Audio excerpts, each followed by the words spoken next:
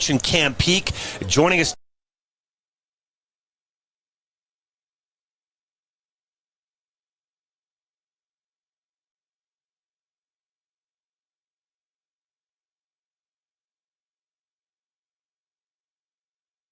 Have a lot of time to kill before kickoff at about 6:30, but since we did mention first-year head coach Cam Peak, a former defensive coordinator for FDNY, starting out at 4-0, you can't ask much better from a first-year head coach than we've gotten out of Cam Peak. No, and like John Rosati, he's a player's type of coach. You know, him and Rosati spoke the same language, so quite frankly, the transition was seamless when Cam Peak took over as head coach. A guy who emphasizes defense. Learning the offense this year was somewhat of a challenge for him, but he got his feet wet with it, and now he's here leading New York's bravest with a 4-0 record. And you can't say enough about what Cam Peak has done for this program.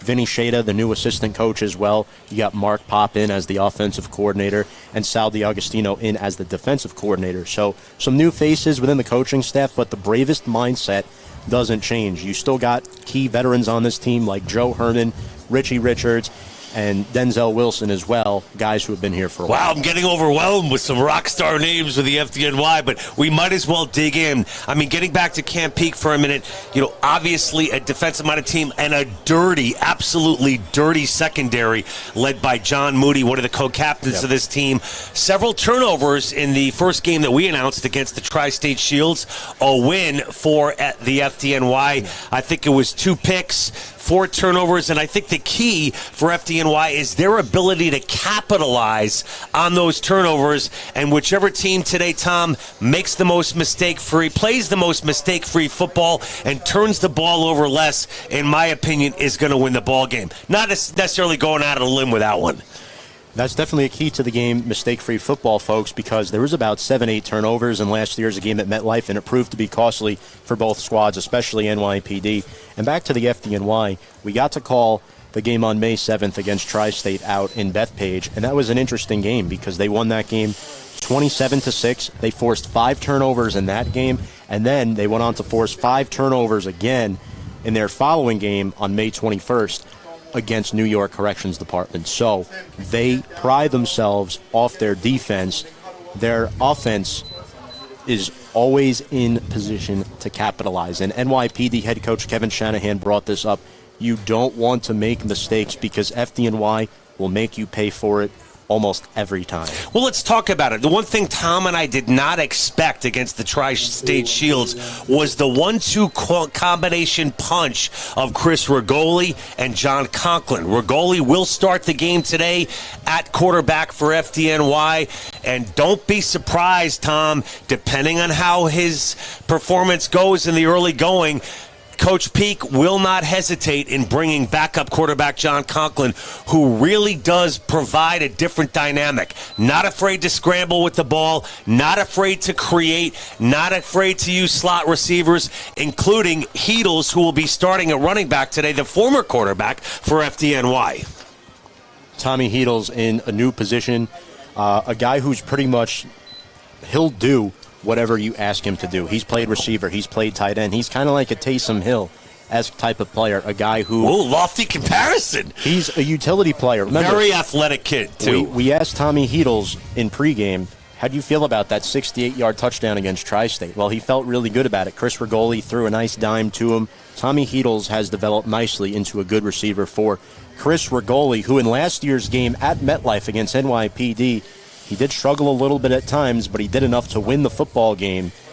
Chris Rigoli, he had 3 interceptions, but he also had 3 touchdown passes, John. So definitely, not the worst outing for Rigoli. The weather that day was just insane. Brutal. Both quarterbacks really, turned the ball over quite a bit. So I think, as we mentioned, whoever turns the ball over less tonight will win the football game. But with the NYPD, they take more of a traditional approach. They like to run 11, 12 personnel. They like to run the football a lot from what we've seen in past years, as where FDNY runs more of a spread offensive set where you see a lot of 4 receivers, and sometimes that will tire out the linebackers in the secondary unit, as where the FDNY think they're a little bit more quick, more explosive. PD is more powerful, though. Well, like John Conklin said, I had an opportunity to talk to the backup quarterback before the game. This spread offense can cause all sorts of problems for the NYPD. And one of the things to think about when it comes to Conklin's ability to run with the ball and improvise and create are all the options that he has at his disposal when he's forced out of the pocket. I can't talk enough about number 13, Joe Herman. 3 touchdowns at the wide receiver position for the FDNY over the last 2 games. He's a big body at 6'2". He is one of my players to watch today offensively for FDNY. And another thing about Joe Herman, he makes contested catches, folks, and he's very good at creating separation from his defensive backs. He had a touchdown. Yards after the catch, without a doubt. Yards after the catch, and he had a touchdown in the PD game last year. You know, his father was actually a cop who was killed in the line of duty. So last year, the 20-year commemoration game of 9/11, a little bit emotional for him. And it was great to see Joe Herman have that type of performance. Now Brian Vomero retired from the football team. Joe Herman takes that next step as wide receiver number 1. Absolutely. Continuing with the offensive weapons for the FDNY, and we're going to get to PD in just a little bit. But let's talk about the backfield, Tom. Yeah. A couple of changes in the backfield. Of course, Heedles will be starting at running back today. A new position for him, some schemes that he had to learn as far as X's and O's for when his number gets called. But let's talk a little bit about their running back position. Yeah, Tommy Heedles, Ricky Dalcortivo. Dalcortivo is more of a pass-catching back that you'll see today. He did have a touchdown last year in the Fun City Bowl that was called back for a penalty. So it'll be interesting to see him on third down situations. He's a really good pass catcher. And they have a lot of guys. Coach Peak mentioned you might see some of Nick Sumter. You might see some of David Fung as well. May not see Kadeem Jonas today. We'll see. But the FDNY has a plethora of running backs that could potentially tire out this NYPD defensive line. So it's going to be an interesting strategy defensively for the NYPD to make sure they don't get tired out early. Kadeem Jonas, as Tom just mentioned, banged up. It will be a big loss for him. They're their number 1 back. We shall see. Stranger things have happened, and both coaches have, quite frankly, admitted to me so much is going to depend on the first possession for each of these teams offensively to feel each other out and decide how much room there's going to be out there. But again, expect a low-scoring game. That's what I'm going to throw out there. But all bets go out the window with this one, Tom. And you know what? Emotions are going to be running high. You got to factor that in. The weather's nice. It's a beautiful afternoon for football. A little bit hot out there, but expect the temperature to cool down. Don't see any issues there like we had against Tri-State with so many turnovers. And one other thing that FDNY told me before the game, Coach Peak, he feels like his guys are peaking at the right time. Chris Rigoli, the starting quarterback, said that as well. Peaking at the right time. I would say PD a little bit more banged up overall, Tom, than FDNY, struggling with some injuries. But the bigger team, as far as the O-line is concerned, a bigger team and a heavier team, how much does that play into today's matchup? Well, you're looking at guys like Tyler McDevitt and Matt Maddox, the right guard, who played at college football at the University of Illinois. So he's a Division I player who has been on this NYPD for a couple of years now. And that offensive line can move people. Denzel Wilson, the nose guard for FDNY, is going to be challenged a lot along with John Cunningham. And Cam Peak did mention that, quite frankly, he believes Denzel Wilson is the best nose tackle in this league. He has a good nose for stopping the run. He opens plays up for John Cunningham. This NYPD offensive line will have to account for Denzel Wilson, who often commands double teams and combo blocks. There's a new starting center this year for New York's finest, and that is Tyler Frigerio. He is a first-year player out of Farmingdale, New York. So I'm excited to see how he goes against veteran guards and Matt Maddox to his right and Ken McNair to his left. We got so much to cover, and you guys are lucky. No commercial breaks as of yet, just me and Tom. So, Tom, let's just recap everybody if you're just joining us. John Heffernan alongside Tom Scavetta here at the Fun City Bowl 2022. It's a battle of the undefeated. It's 4-0 FDNY versus NYPD, and we are giving you the breakdown of the X's and O's right now. We are about, Tom, 12 minutes away from our ceremonies kicking off here on the field, and we will go to those live as soon as that happens. Tom, if we have a second, we got to talk about the drop back passer, pocket passer, 6'4", 225, the quarterback for the NYPD in his 7th season. Tyler Ryan, a seasoned veteran, unflappable in the pocket, but it's going to be key for FDNY to put pressure on this guy to force him out because he does not have the mobility of a Rigoli or a Conklin. Well, they forced 2 Tyler Ryan interceptions last year. They have to rush him, use their quick and explosive front 7 to get to him. Tyler Ryan's a big dude. At 6'5", 225 pounds, he can let it sling. So before we step aside for a break here, folks, we just want to let you know that we will be back to preview the game. We'll talk about both head coaches. We'll talk about the First Responders Children's Foundations in just a few moments here on Facebook Live. We'll be right back. There is a mental health crisis in this country that has hit the children of first responders the hardest. These kids live each day with the fear that their first responder parent may not come home. I didn't get to say good night or I love you or I'll see you soon. That's been the hardest part for me. It was very restless at nights when he'd have to go in for a fire because it was a really big fire and they asked for more people. So he got scared every once in a while every time he had to go in. A lot of kids don't feel comfortable talking to their parents about this information. Where they knew that there was resources out there, I think they would use them. No child should have to carry this burden. The First Responders Children's Foundation Resiliency Program provides mental and behavioral health support. Join us in our mission. Their future depends on you.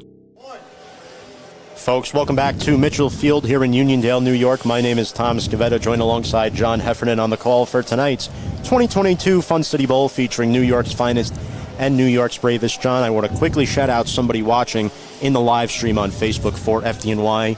Mama Maggie, a longtime photographer recovering from surgery. Cam Peak and the team wishes you, Maggie, a speedy recovery. We know you're with the team in spirit tonight, so we very much appreciate you watching, and the team is thinking of you. So best wishes from us, John and I, and our staff here in your recovery, and we wish you the best.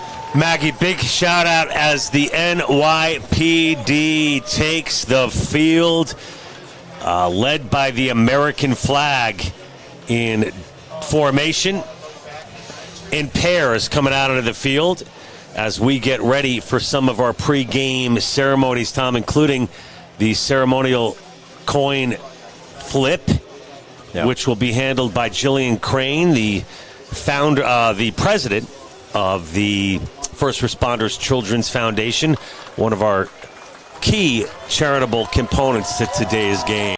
And here come the finest. And who's that leading the way? It's led out by number 40, Sean Keegan, one of the linebacker captains for the blue and gold. And, John, talking about NYPD, I think what's key for them tonight, they have to establish the run, but what they really feed off of, and what I learned in the interview with Shanahan on Thursday, is their receiving core is stacked. Chris McGreen and Kyle Johnson each had touchdowns in last year's Fun City Bowl. Kyle Johnson played at Pace. Chris McGreen played at CW Post. They both played against each other. That's your guy. In college. Well, maybe not at the same time, but they both played in the Northeast 10 Conference on the Division II level. Both of those receivers are very, very good. Well, I got to tell you one thing about number 12, Chris McGreen. He has elite world-class speed. He's a playmaker. He can do so much after the catch, and the guy's got wheels. One of our players to watch, without a doubt, wide receiver for the NYPD, number 12, Chris McGreen. You can't mention McGreen without number 9, Kyle Johnson, who you just mentioned, the Pace grad as well, another explosive receiver from the NYPD, and another player to watch. Two good targets for quarterback Tyler Ryan. And I spoke to Coach Shanahan about Luke Pettigrew joining practice this week for New York's finest. Shanahan mentioned, as a New York Giants and Notre Dame football fan, it's very exciting. A couple of guys on the NYPD team have had pro tryouts. So they mentioned that Luke Pettigrew is really a Giants starting left tackle for the Giants. He was on the team from 1999 to 2006. Notre Dame guy, too. Camp Peak, a big Notre Dame fan. Also, we have to mention number 22, at least one of my players to watch for PD, who just took the field moments ago. That is Nico Ramirez, one of the co-captains for NYPD, a slot receiver, another explosive guy, Tom, who's capable of doing so much offensively for NYPD. Lots of weapons for Tyler Ryan. We just mentioned 3 in the receiving core for NYPD, and they're a lot of fun to watch. And defensively for NYPD, they have a lot of guys as well, some new guys on the defense. And we have the bravest who are being about to led take by the the field. FDNY Bag and Pipe Corps. How cool is this? Yes! But the bravest have a tall task on their hands tonight, John. Coming out slowly, Tom. What do you think? Yep, that finest... Getting me jacked up. The finest defense led by captain linebacker Louis Basabe out of Iona College. That's where he played his college New Rochelle, ball. New York, boy. Free safety Kevin Healy, who missed last year's Fun City Bowl. That was a huge mismatch for the finest, not having him. And Mustafa Young moving from safety to quarterback. If you remember, Mustafa Young had the game-winning interception in overtime back in the 2018 Fun City Bowl. So he is a player to watch as well on that back line for the NYPD. We didn't talk yet about, we got to get this guy in, Tom. I know we're jumping around a little bit, but arguably one of the best nose tackles in the entire league would be Denzel Wilson for the FDNY. The only game we've called this year, FDNY versus the Tri-State Shields, Denzel Wilson was a name that we called over and over and over. Yeah. The back line, the foundation for the defensive line for FDNY, Tom. Yeah, I spoke with him pregame as well. He always mentions 11 hats to the ball at all times. The defense puts the offense in their best position, and understanding what you can is a big part of playing defense as well. And he mentioned it's a lot of fun playing with John Cunningham, who played on the other side last year for the corrections department. John Cunningham has a sack in each of his last 2 games. It's interesting how some of the play pieces get put together here. We also want to talk a little bit about the First Responders Children's Foundation. We're going to have an opportunity to do that at halftime. And also there was an amazing luncheon on Thursday that the FDNY held, which they do every year, Tom, in honor of the 22 team players that were lost on 9/11 nearly 21 years ago today. NYPD lost 23 officers on 9/11 nearly 21 years ago today. So there's lots at stake here, lots of memories as we pause for the national anthem.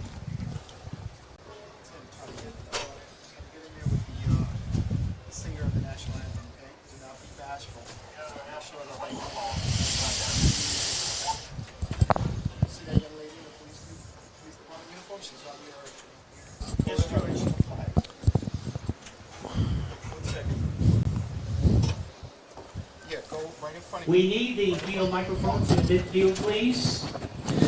So, Tom, looks like they're working out some of the kinks for the anthem. We're going to take a few more moments to get the anthem underway here at Mitchell Field in Uniondale, New York. And that's public address announcer Kevin Van Meter. Let us remember the following members of service who gave their lives in the last year. FDNY firefighter Vincent Maldo, probationary firefighter school. FDNY Lieutenant Joseph Nayello, ladder 83. FDNY firefighter Jesse Gerhardt, ladder 134. Firefighter Timothy Klein, ladder 170. New York Police Department Detective Jason Rivera, 32nd Precinct. NYPD Detective William Moore, 32nd Precinct. Don't worry, they're not going to tell you, they're not going to yell at you. Call right to the cop. Now, please turn your attention to the near sideline of the national anthem. Today's national anthem is being sung by the First Responders Children's Foundation, responder Micaiah Brown. Don't worry, don't be scared. Hold the mic to her. Hold the mic to her too. Oh, say, can you see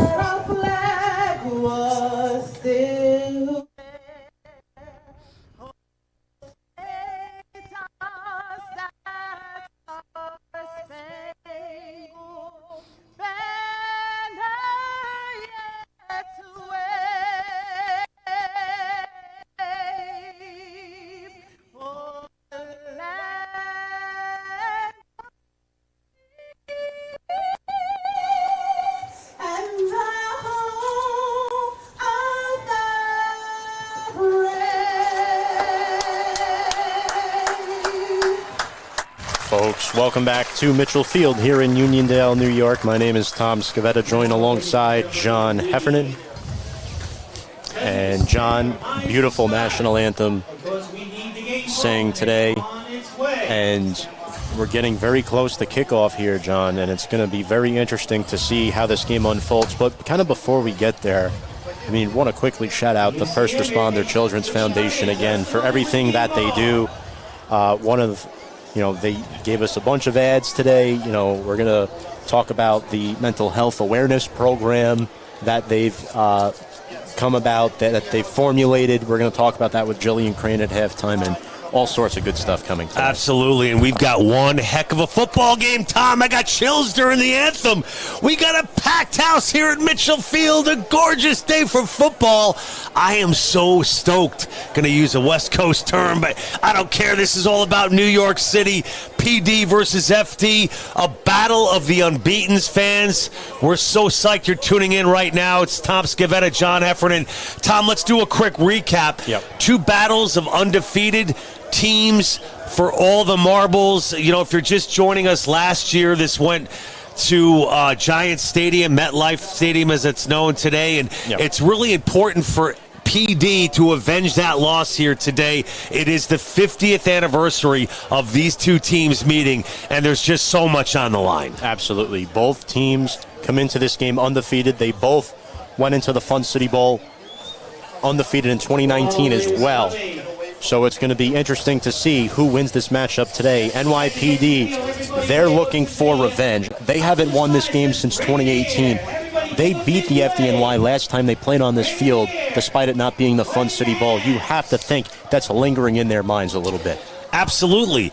And, don't forget, Tom, there is a small chance that these 2 teams could meet again in the national championship, which makes the stakes even higher for this game. Yeah, it'll be very interesting to see how that unfolds. And another thing, too, we have to mention the captains for both squads. For the fire department on offense, their captains are Eric Ortega, number 4, the wide receiver. Another captain, Tim Caffrey, number 66 at right tackle. Defensively for the Bravest, we have Richie Richards, the middle linebacker, and John Moody, the free safety. The 5th captain is Frank Vozos, who is out today. And for NYPD, their captains are the quarterback, Tyler Ryan, his 7th season with the Finest. Defender Louis Basabe, the linebacker, along with Sean Keegan, another linebacker as well. Kevin Healy, the 4th captain for New York's Finest. And then the 5th and final captain in the slot, John, one of your players to watch, Nico Ramirez. Nico Ramirez, an explosive guy. You can't take his eyes off him. Not the biggest guy out there, but very, very athletic, low center of gravity, can do so much with the football. But, Tom, at the end of the day, it's always going to come down what goes on in the trenches. Both of these teams, if you're just joining us, PD has not let up more than 7 points this season in a game, 6 points for FDNY. But I think some of those records could go out the window in this matchup here today. We also need to talk a little bit about the play of the right tackle and the left tackle, Craig Wells and Tim Caffrey. We mentioned them, but they bookend each other on that offensive line for FDNY, and that's a key matchup to watch today. And here comes the Navy SEALs in the parachute. We'll get to Caffrey and Wells in just a moment. Beautiful landing, the Navy SEALs. 1, 2, 3. Just a gorgeous touchdown. There's a fourth one as well. As these guys literally fall out of the sky in honor of both the Fire Department of New York and the New York City Police Department. Awesome. Great job. You know, those guys are certainly experienced at this kind of thing, especially doing it in the pitch black of night in some foreign outpost overseas. And it's so great to have them here today. And we've got a little chopper NYPD flyover as well, arcing to the right.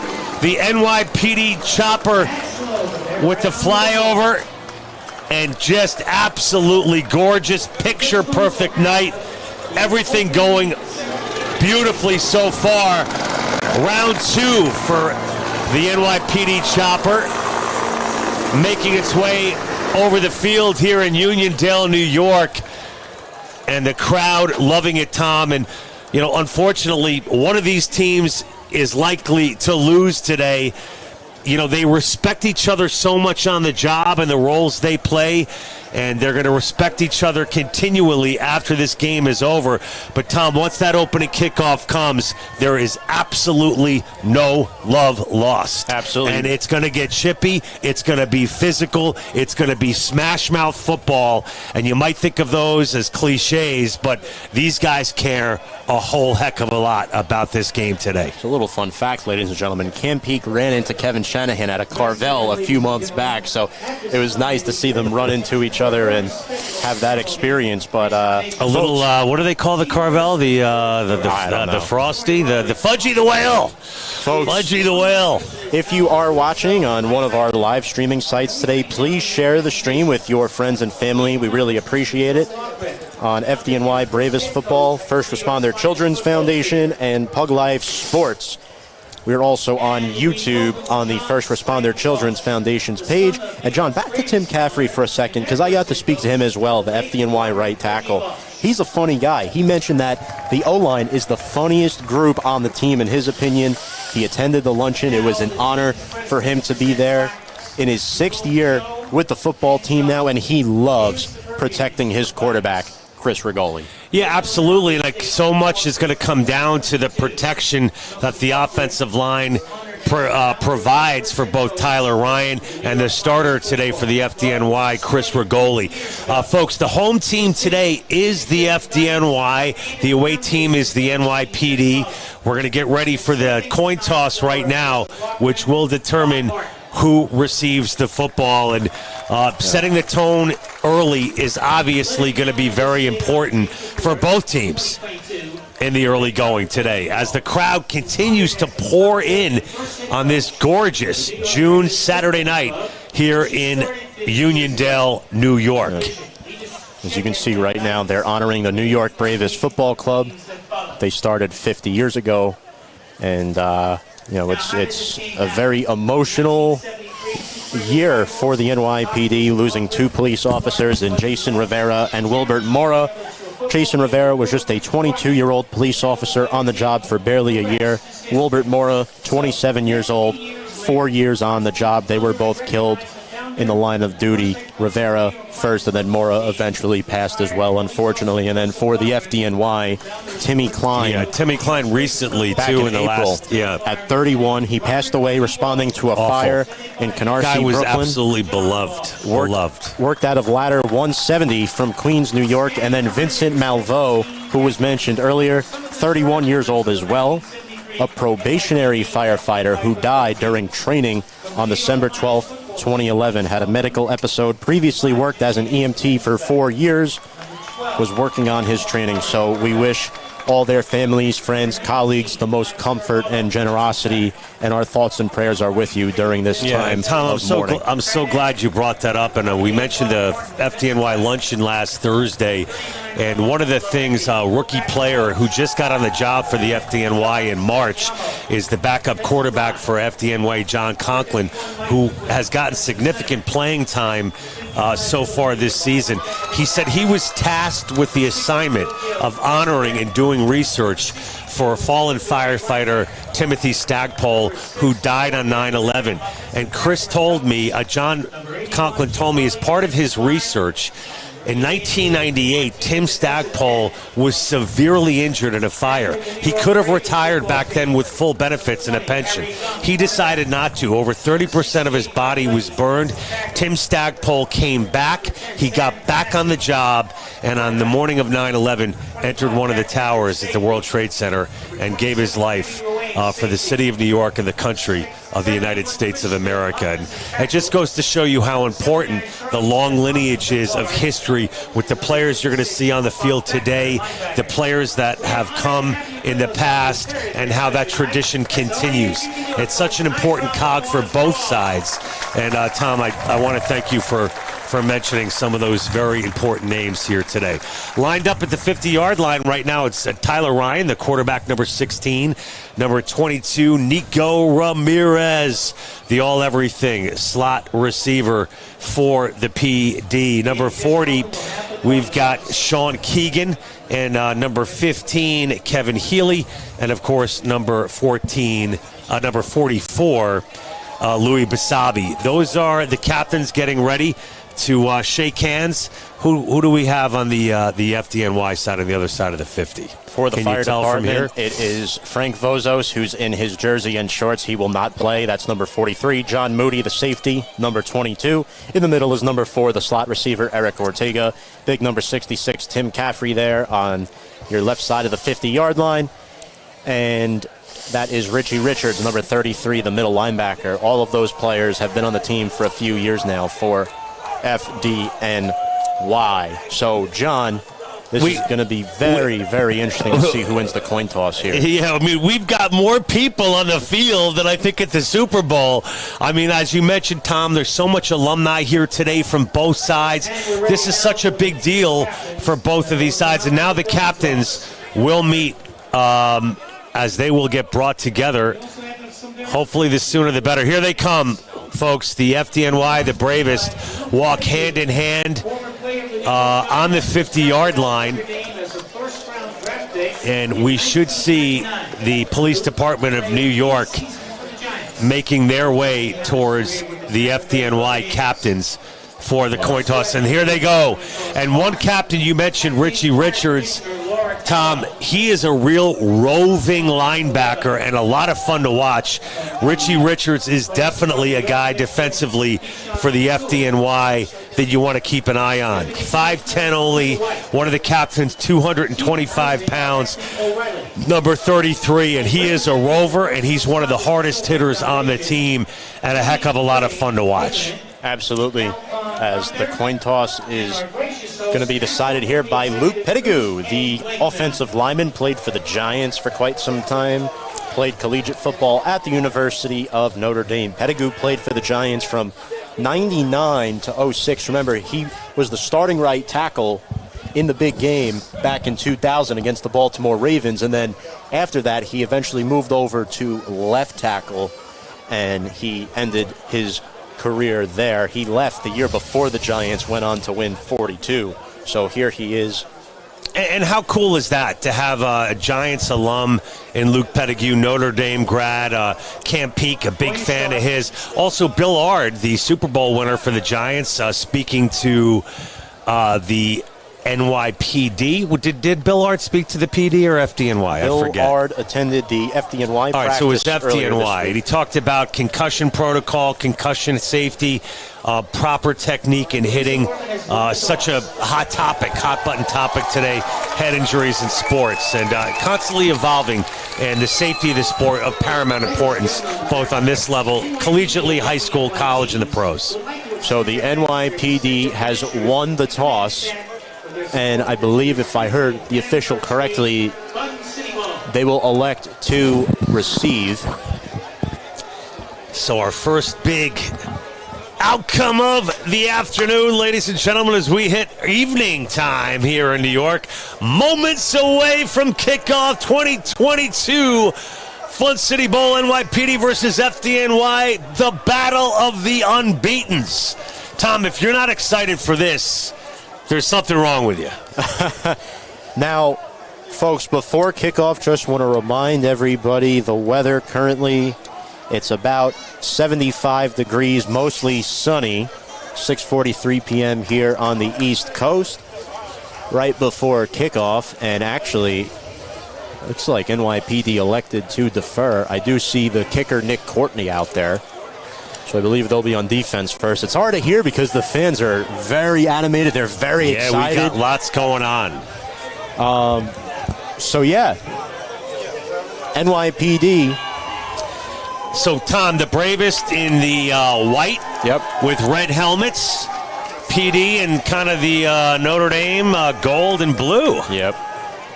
And, folks, just a reminder, the head coaches for each squad in his first season for the FDNY as the head coach, Cameron Peak, served as the defensive coordinator for the last few years. And on the side of the NYPD, in his 13th year as the finest head coach, it is Kevin Shanahan. He's been the head coach since 2010. NYPD will kick off, and the kickoff will be made by Nick Courtney, 6'2", 175 build. Back deep to return for the FDNY is number 22, John Moody. As Courtney gets ready, he signals he's good to go, and we are underway. It is a short end-over-end kick. Takes a bounce at the 10-yard line forward, and Moody will pick it up. Makes one man miss, and he's tackled there by the finest. A return of 2 yards. Kickoff time, 6:44 p.m. Eastern time. And Tom, Moody a little tentative there. Perhaps a bit of miscommunication on picking that thing up. What you didn't want there was Moody to lose the handle on that. He held onto it a couple of yards forward. Just play it safe there. Like we talked about, our keys to the game. You've got to limit turnovers. You got to limit mistakes. And at this point of the season, you're looking at these teams at their best.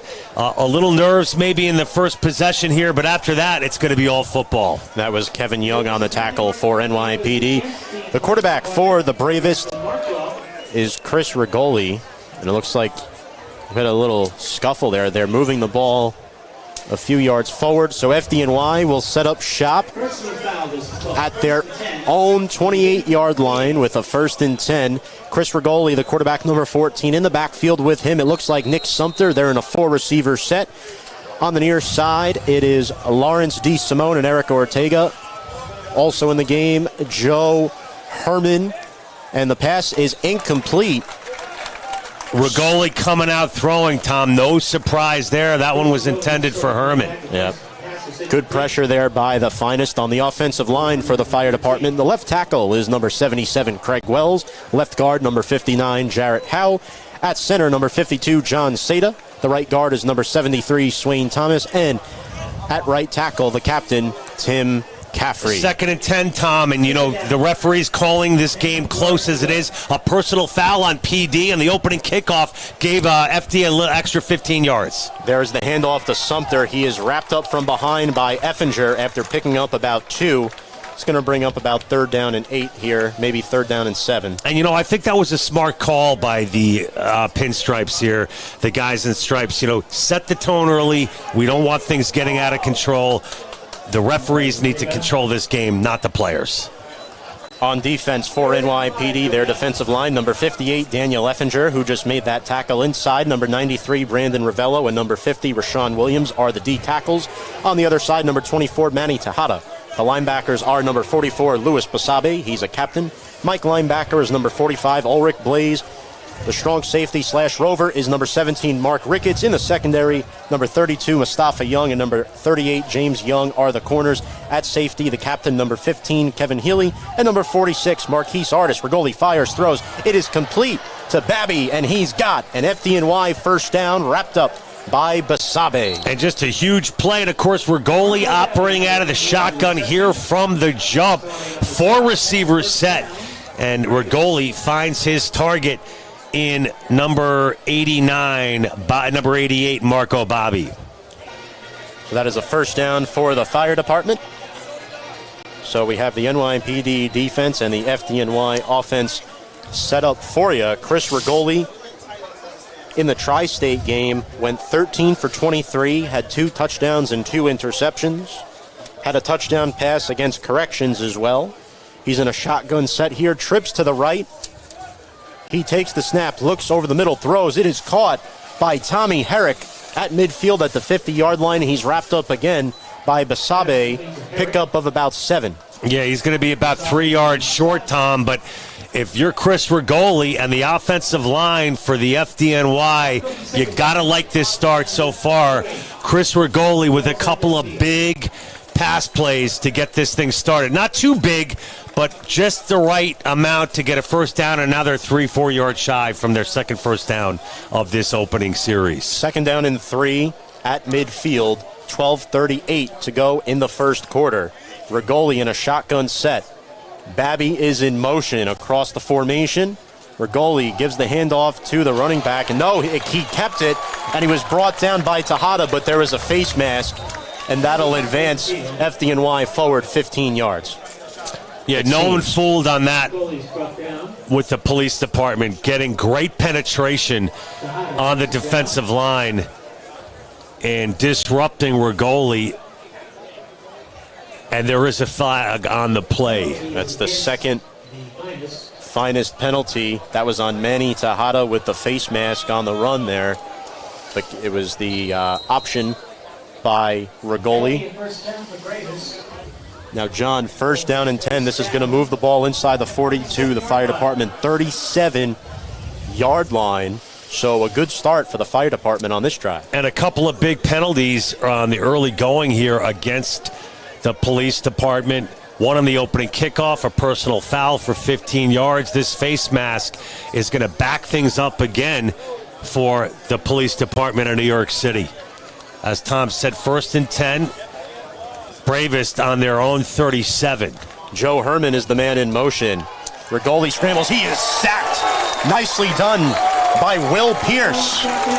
That is the first sack for the NYPD. And Will Pierce kind of going in untouched. Got an excellent jump off of this snap. Amazing penetration. Takes down Rigoli for the quarterback sack, and that's going to bring it to 2nd and 10. So Rigoli had nowhere to go on that one. 2nd down and 18 for FDNY. They are now backed up at the NYPD 45-yard line, it seems. And for those of you just joining us, we want to welcome you to Mitchell Field and the 2022 Fun City Bowl. Tom, both of these teams so defensive-minded. Not really surprised at seeing the ball at midfield right now. No, not at all. As Rigoli takes the snap in the shotgun set, he dumps it off to Ortega. He makes the catch. He crosses the 40. He is tackled out of bounds by Blaze. It's going to be a first. Nope, he's going to be a 10 few yards out of that. Yeah, the stick moves to the FDNY 35-yard line. So a 10-yard reception for Eric Ortega. But I think Ortega did the right thing. Play it safe, keep your hands on the football, get out of bounds, and see what Rigoli can do here on 3rd down. No sense in trying to be a hero this early in the game. 10:15 to go in the first quarter. And this is a big, big play right here. 3rd and 8 for the FDNY. Tommy Heedles in the backfield to the left of Rigoli. Joe Herman split out wide on the near side. Rigoli takes the snap, surveys, looks, throws. It is complete and caught by Herrick. He's inside the 20, down at the 16-yard line by Mark Ricketts, and that's an FDNY first down. And Herrick with the emphatic motion forward. Tom, you could not have found a more wide open number 81 for the FDNY, Tommy Herrick. And the lighting at this time of night is just absolutely gorgeous.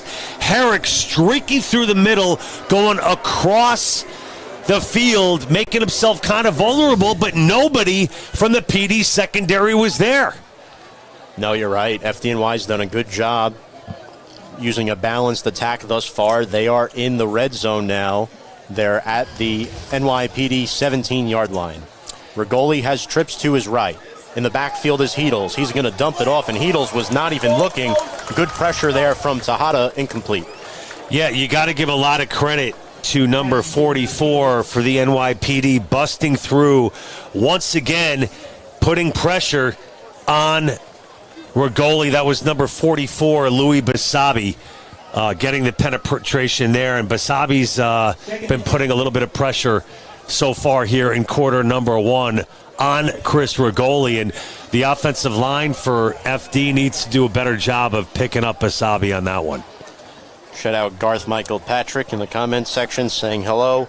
Greg Weissenberger as well. Approaching the 9-minute mark to go in this first quarter, 9-10.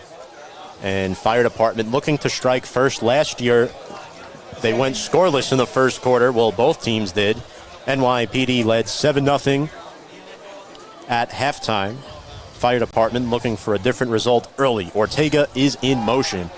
Rigoli's going to throw alone in the end zone for a touchdown. That is Marco Babby putting the FDNY on top. 17-yard strike from Rigoli to Babby. And Babby sneaks in behind the secondary. He's wide open to the corner of the end zone. Rigoli threw a rainbow pass with some beautiful touch right in the corner. Bobby leaping to make the grab. And Tom, say what you want, but that time of possession, the first downs, what an impressive opening drive for the Bravest here today at Mitchell Field. Mike Horowitz on for the extra point. The long snapper is Kenny Surratt. Snap is good, hold is good, kick on its way, and it is good. So, the FDNY takes a 7-0 lead, 9:05 to go in the first quarter. John, a first drive that lasted 5 minutes and 55 seconds.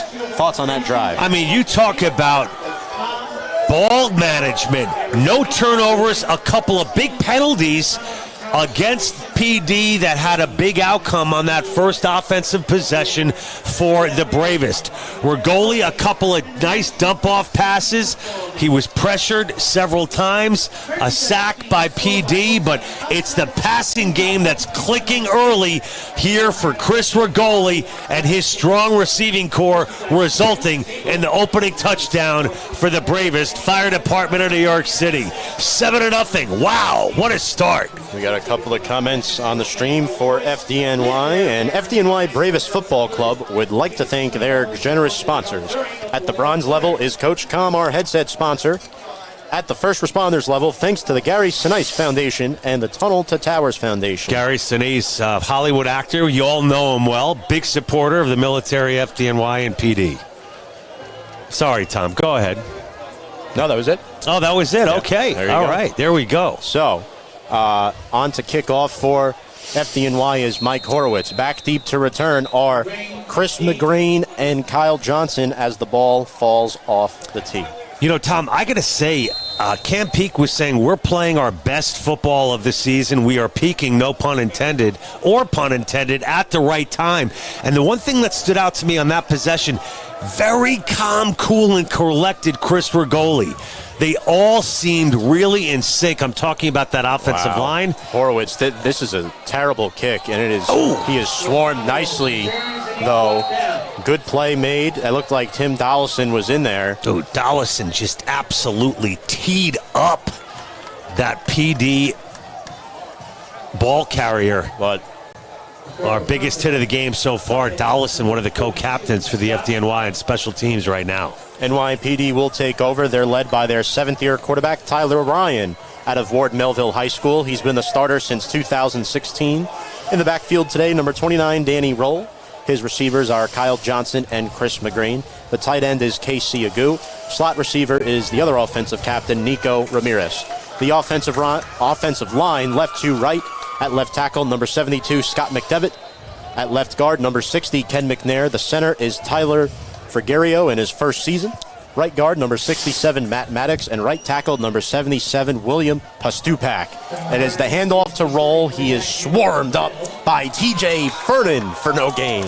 And you know, Tom, we talked about this in the days leading up to this ball game here tonight.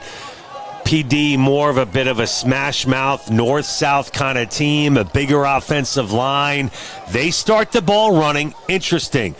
FD, Rigoli, shotgun, is throwing the ball and slinging it on their opening possession. And FD up to the task here on that first run of the game for PD.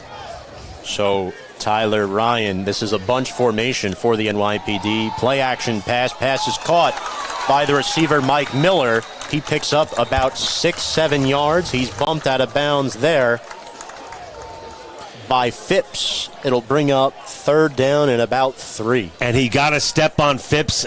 Pretty good coverage by Phipps. The ball was thrown underneath. A short gain to make it 3rd and 9. 3rd and 9, actually. And Phipps, Johnny on the spot. Okay, they changed to 3rd and 6. There we go. Okay, so 3rd down and 6. Defensively for the FDNY on the D-line is TJ Fernan, number 15. In the middle is the big nose guard, Denzel Wilson, number 95. Also on the D-line is number 96, John Cunningham.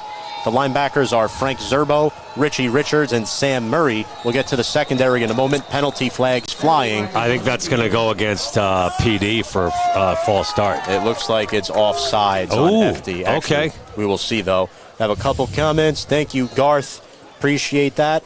Matthew Jones, Neil Flip as well. Brian Monahan is watching. Eddie McNulty, Duran Orr.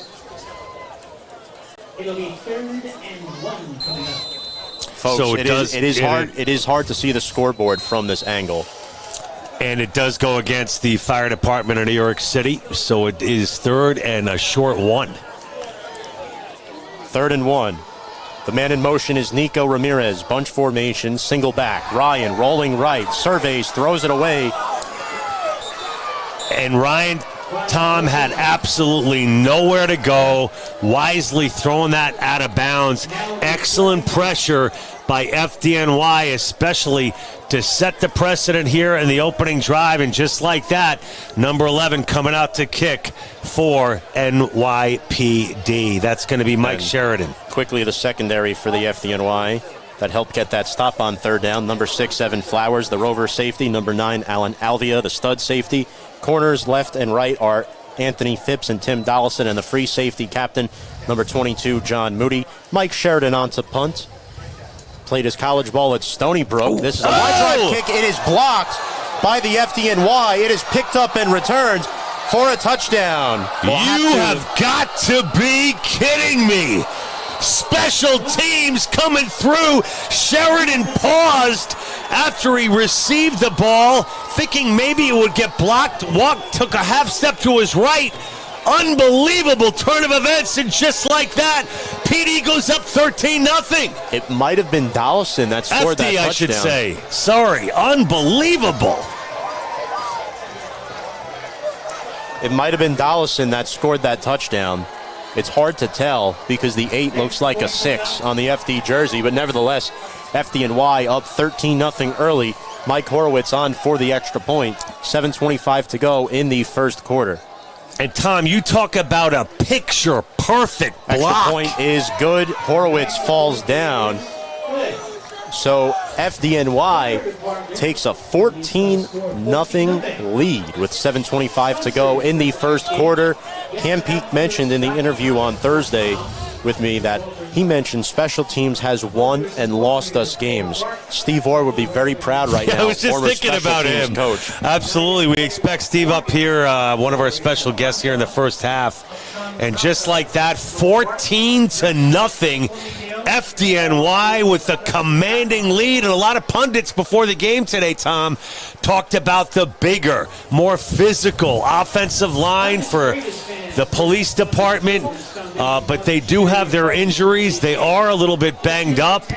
A very young receiving core, and it doesn't matter. The New York City Police Department has an uphill climb. First quarter is still 7:25 to go. And the fire department of New York City, 14-0. Unbelievable. Now, don't forget, if you're just joining us, fans, these teams collectively have given up 7 and 6 points per game all season long. Shout out Maggie Narducci.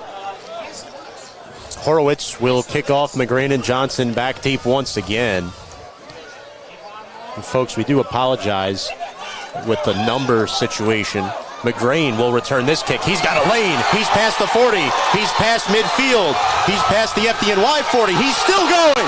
McGrain in the end zone for an NYPD touchdown. Chris McGrain, the second-year finest receiver at a CW post, puts New York's finest on the board. And Tom, what did we talk about before the game? The world-class speed of number 12, Chris McGrain, and he just proved it right there. What a return to get the police department right back into this game. Chris McGrain with a game breaker, busting it wide open on the return to put the police department right back into this thing, 14-6. Really nicely done there by McGrain. Horowitz, notorious for those line drive kicks. Special teams coordinator going from super happy to super upset. Hold on, there is a penalty marker on the field. Late. Oh, no, they're going to bring it back. They're going to bring it back, and that will suck the life out of this side of the stadium, predominantly occupied by fans from the New York City Police Department. Oh, what a heartbreaker. And the penalties, Tom, continue to be a huge factor for PD here in the first quarter. So it's going, I don't know what's going on right now. Are they making them re-kick? That seems odd. Okay. So they're moving the ball up to the 40. So they are going to re-kick it. Our referees are not mic'd up for sound. And the crowd on this side of the ball field where the press box is showing their displeasure with the call. We've got the bravest fans on one side and NYPD on this side, representing a lot of blue, a lot of red on the other side, and it will be kicked again, Tom. Well, if you're Horowitz, you want to try to get more hang time this time. McGrain and Johnson. Did you see what the call was? It looked like an offsides was called. That's according to the crowd in front of us. And this one is returned by Johnson. He's got a lane. Oh, shoestring tripped up. Johnson is tripped up at the 36-yard line, so NYPD will take over in good field position. Well, Horowitz wisely not kicking it to McGrain again. He learned that much. And that one nearly broken wide open without that shoestring tackle, and we've got another flag as players are being separated once again. Involved in that is number 25 for the NYPD. That is Peter Lazari.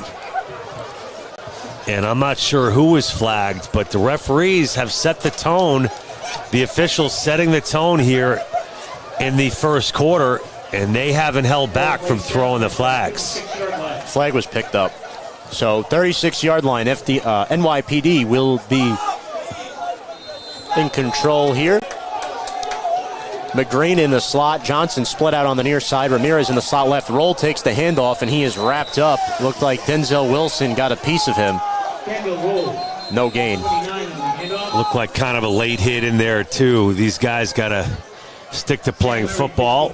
I know tensions are high, emotions running high. It's getting chippy early out there. 6:43 to go in the first quarter. Roll will check out. Ryan will set up the play, and both teams thus far playing with an extra chip on their shoulder. As you can see here, the NYPD, they're going to go a wide formation, so switching things up with 5 receivers. 4 receivers to the left. Ryan throws. It is overthrown and intercepted by the FDNY. I think he might have trapped it. John Moody. No, they're calling it a pick. John Moody with the interception off of Tyler Ryan. And John Moody, interception against the corrections department. FDNY has forced about 11 or 12 interceptions in the secondary this season. I mean, the co-captain Moody coming through. We talked about the secondary of the FDNY, part of our pregame here at Mitchell Field today. And Moody, so versatile, so quick, is able to get to that football, which was underthrown. I was surprised he caught up to it. But credit Moody, that's going to be the first turnover of the game, and it goes FDNY's way. The bravest, we talked about capitalizing on turnovers. Yes. And they look to do that right now here, still in the first quarter. A lot of time to play. A big touchdown brought back against PD. And low snap here in the handoff. It looks like Sumter in there. He is wrapped up by Basabe with another tackle. Not much cooking. A big gang tackle there by PD. And getting no breaks here in the first quarter is the New York City Police Department. Big calls against them. That's the story of the game so far. The Fire Department of New York with the 14-0 lead and the football after the turnover on the pick by Moody. Basabe has been active early. Babby seeing a lot of playing time here, split out on the near side with Ortega in the slot. FDNY has Joe Herman split out wide right. The back in the backfield, it is Sumter who takes the handoff yet again. Nowhere to go. Daniel Effinger in there that time along with Rashawn Williams, and this will bring up 3rd and long with under 5.5 to go. Well, they went Sumter left on the second down, went Sumter left again on second down, I should say. Now at 3rd down. Didn't work either time, but credit FD for trying to pound away there on the line of scrimmage, mixing things up a little bit. Is the offensive coordinator for the Fire Department of New York, as we're under the 5-minute mark here in quarter number 1. Big 3rd down and 12 for the bravest. Checking into the game, playing left guard for FDNY, number 61. It looks like Adam Jensen is in there. Rigoli takes the snap, looks over the middle of the field, heaves it up deep in the direction of Joe Herman. It is incomplete. 4th down. FDNY will be forced to punt. You know, threading the needle, Herman looked like he might have been able to catch up to that, a little overthrown. But Rigoli not afraid, showing his arm strength there, going for it all on 3rd down. And Herman, the versatile wide receiver for the bravest, not able to catch up with it. But, you know, when you're up 14, Tom, you can start to take chances, and that's what Rigoli did right there. Absolutely. And, folks, as Horowitz will be on to punt here with McGrain and Johnson deep, want to remind everybody that the First Responders Children's Foundation is the sponsor of today's game. And that snap is over the head of Horowitz, and he's just going to fall on it. And he is going to be stopped. He's going to be down. NYPD will get the ball inside the FD 10-yard line to jumpstart this possession. And again, special teams, John. It is the most overlooked phase of football, but yet critical to a team's success. Tom, we've got more flags on the play here after the whistle. Again, the extracurriculars costing mostly PD here in the first quarter. We'll see what the call is here.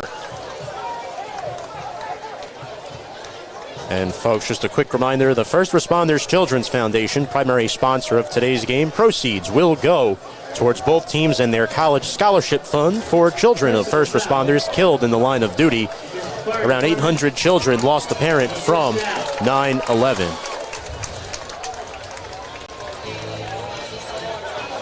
And we're going to see here the NYPD in prime position to strike. John, they have to get on the board here because FDNY has set the tone early. We talked about a low-scoring game. I'm not sure that's going to be the case with the way this one started. PD finally getting a big break, and this time it sticks. They are in prime position right now on the bat snap to Horowitz, and just like that, PD comes knocking. Ryan throws over to Roll. He gets inside the 5. He is tackled nicely there by Alan Alvia. Man, it's physical out there. Smash mouth football.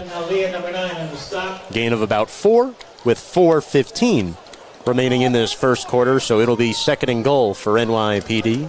The Finest need to capitalize, Tom, as you said, on this possession. They've had a gift wrap for them here on the bad snap. You talked about special teams. It's been the name of the game here in the first quarter. Joe Moscato is split out wide left. Ramirez in the slot left. McGreen, the man in motion. Roll in the backfield. Johnson on the near side. Ryan looks left, throws over the middle. Caught. Touchdown, Nico Ramirez. Tyler Ryan with the 5-yard strike. FDNY now leads 14-6. Number 22, Nico Ramirez, cutting through the back of the end zone, making the catch to put the New York City Police Department on the board. And folks, we got a ball game. Captain to captain, John.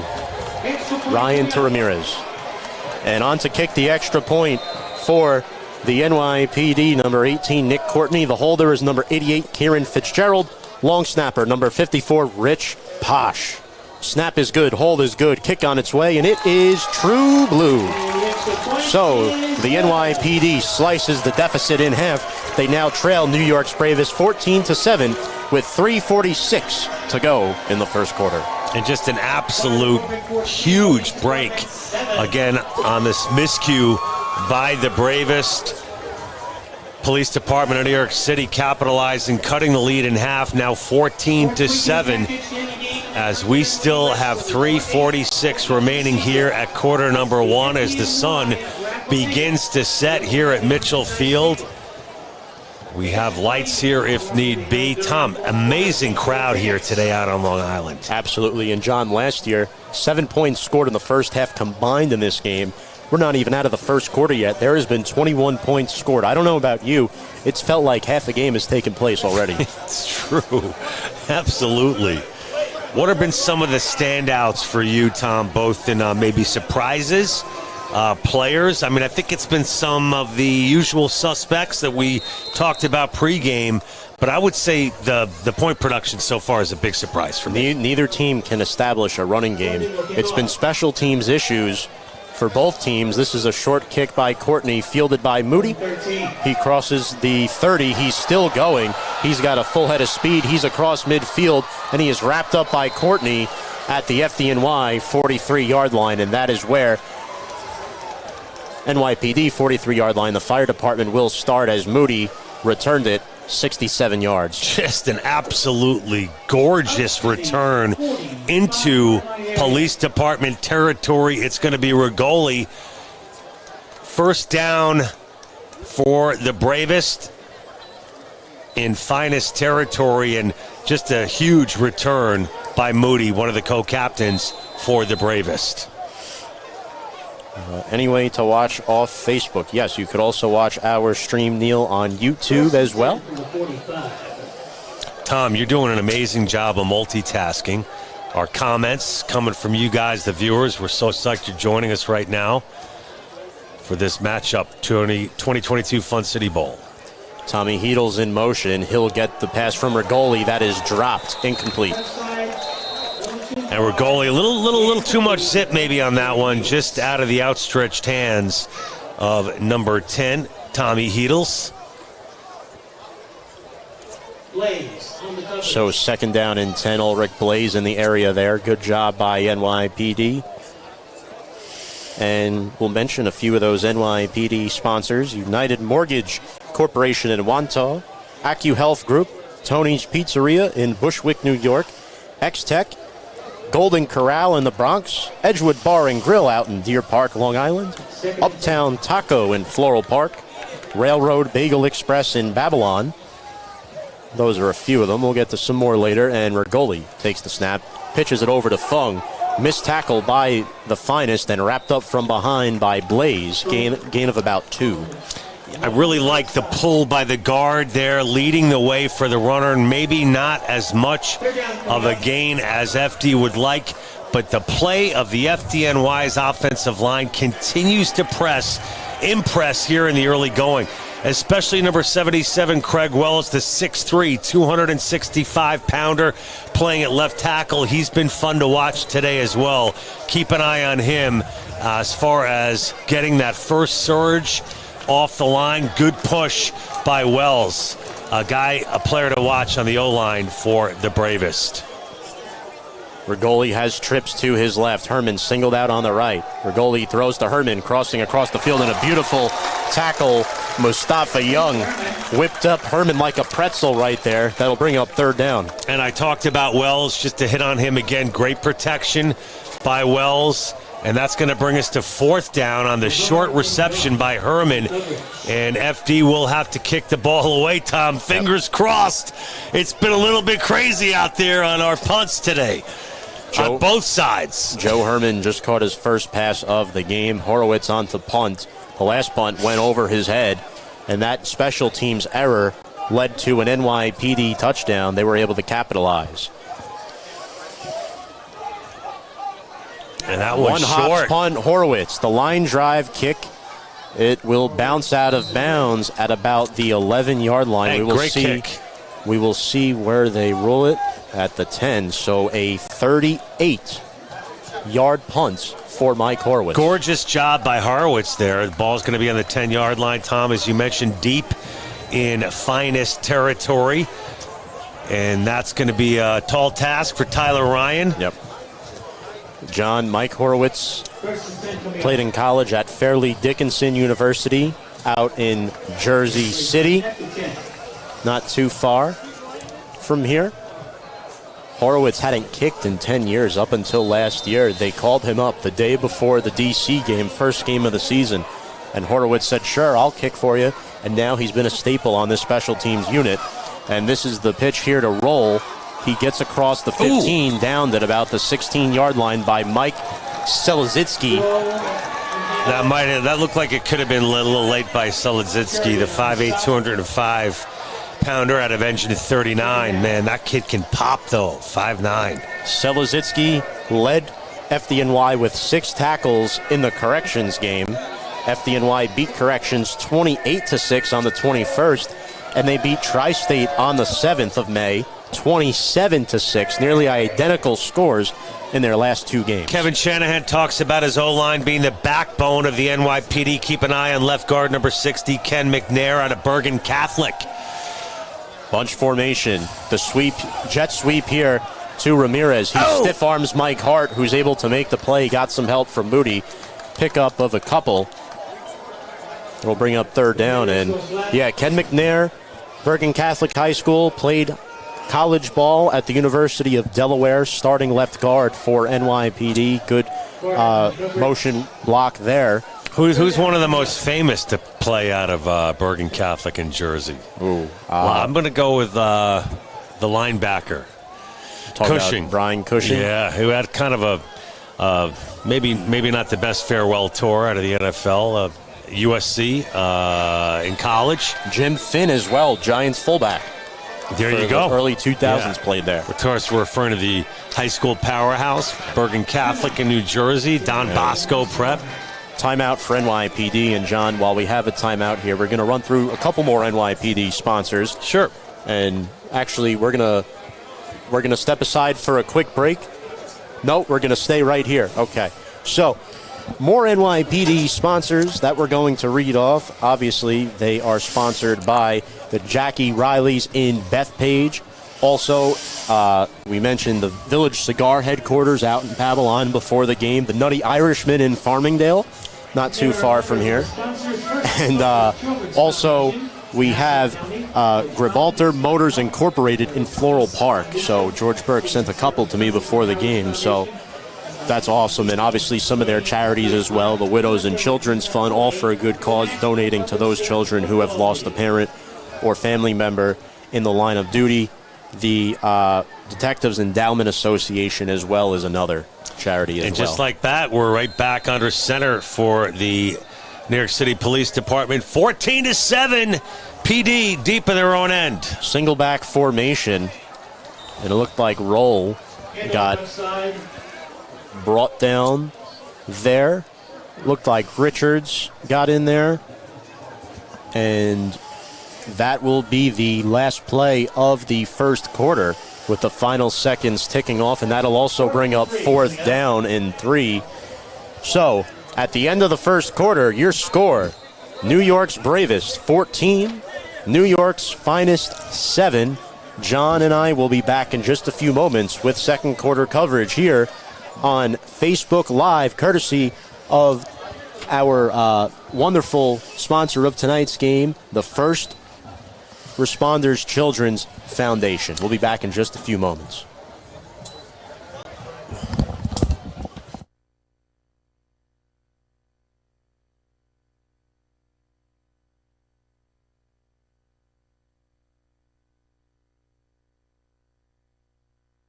There is a mental health crisis in this country that has hit the children of first responders the hardest. These kids live each day with the fear that their first responder parent may not come home. I didn't get to say good night or I love you or I'll see you soon. That's been the hardest part for me. It was very restless at nights when he'd have to go in for a fire because it was a really big fire and they asked for more people. So he got scared every once in a while every time he had to go in. A lot of kids don't feel comfortable talking to their parents about this information. Where if they knew that there was resources out there, I think they would use them. No child should have to carry this burden. The First Responders Children's Foundation Resiliency Program provides mental and behavioral health support. Join us in our mission. Their future depends on you. Welcome back, folks. Second quarter coverage. A fair catch taken there by Lawrence DeSimone. The punt by Mike Sheridan.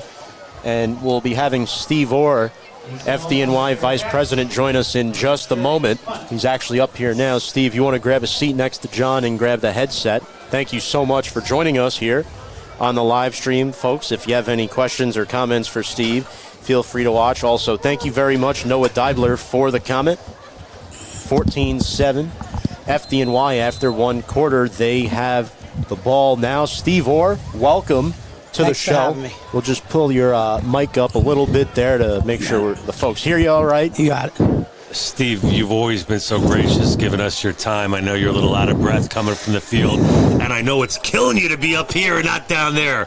But we have a lot to talk about as we get things underway here in the second quarter. Steve, for those who don't know you, and our camera's right here, Steve Orr, former assistant coach up until last year. You're a Brooklyn guy, special teams coach, secondary coach. You've been through the wars with this team on the job.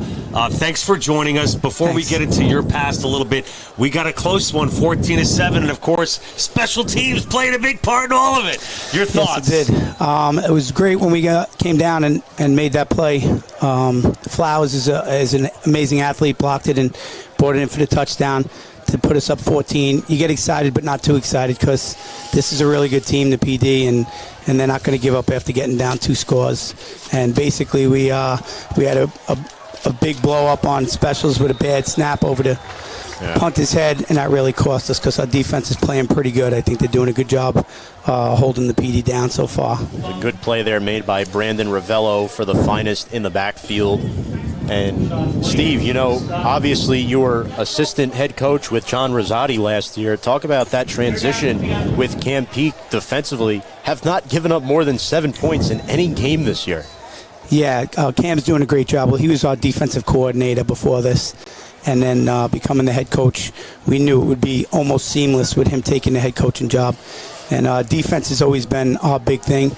Now we actually have an offense that can score. When I played, I loved our guys on offense, but the Cops dominated us defensively. And we knew if we gave up a touchdown or 2 that we weren't going to beat them. So Joe Herman just making his second catch of the game. Rigoli looks really composed back there, Coach. They came out of the shotgun, throwing the ball early. You think that's part of the MO here today for you guys? Yeah, I think sometimes he gets a slow start, and that's the only worry you have with him because once he gets warm and starts going, he's a very confident young guy, and he has some weapons. I really think the big plus for us this year is getting our whole offensive line back. And how much they've been consistent at practice and doing their thing, because the Cops have a big D-line, and our O-line's doing an okay job against them. Absolutely. And Steve, we'll ask you about the luncheon in just a moment after this play. Trips to the left for Rigoli. Herman split out on the near side right. He throws over the middle, incomplete past the outstretched arms of Tommy Herrick. Now, Steve, talk about that luncheon a little bit and what that was like. Obviously, the 22 fallen on the football team from 9/11 honored at that luncheon. And it's an annual thing you guys do, too, Well, right? we do the luncheon every year, but rookie last year, Mike Silva, decided to get this together. I give him a lot of credit. We had 22 rookies, and we lost 22 guys on 9/11, so he had every rookie, including himself, pick a guy, and they went to their firehouses or talked to their family and came to the luncheon and told us a little more about these guys that we didn't know. So it was nice to have that happen last year, and it went over so well that we're making it a tradition. Every year new guys would be doing it.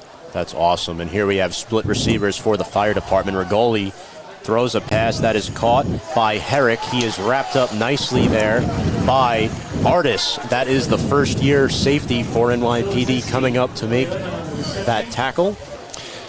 Steve, just getting back to that luncheon, because, so much about this game is obviously the X and O's, but it's about the people.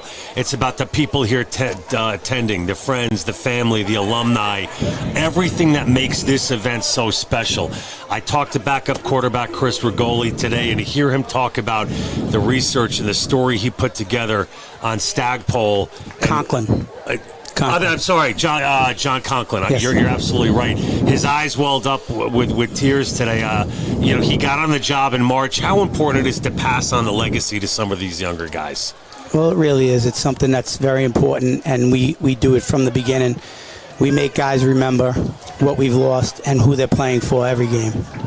As Rigoli here surveying, going deep in the direction of Ortega, overthrown. And Steve, my next question for you, this is your 30th year around the team. You played for 16 seasons, and you only missed about 4 practices during that time, correct?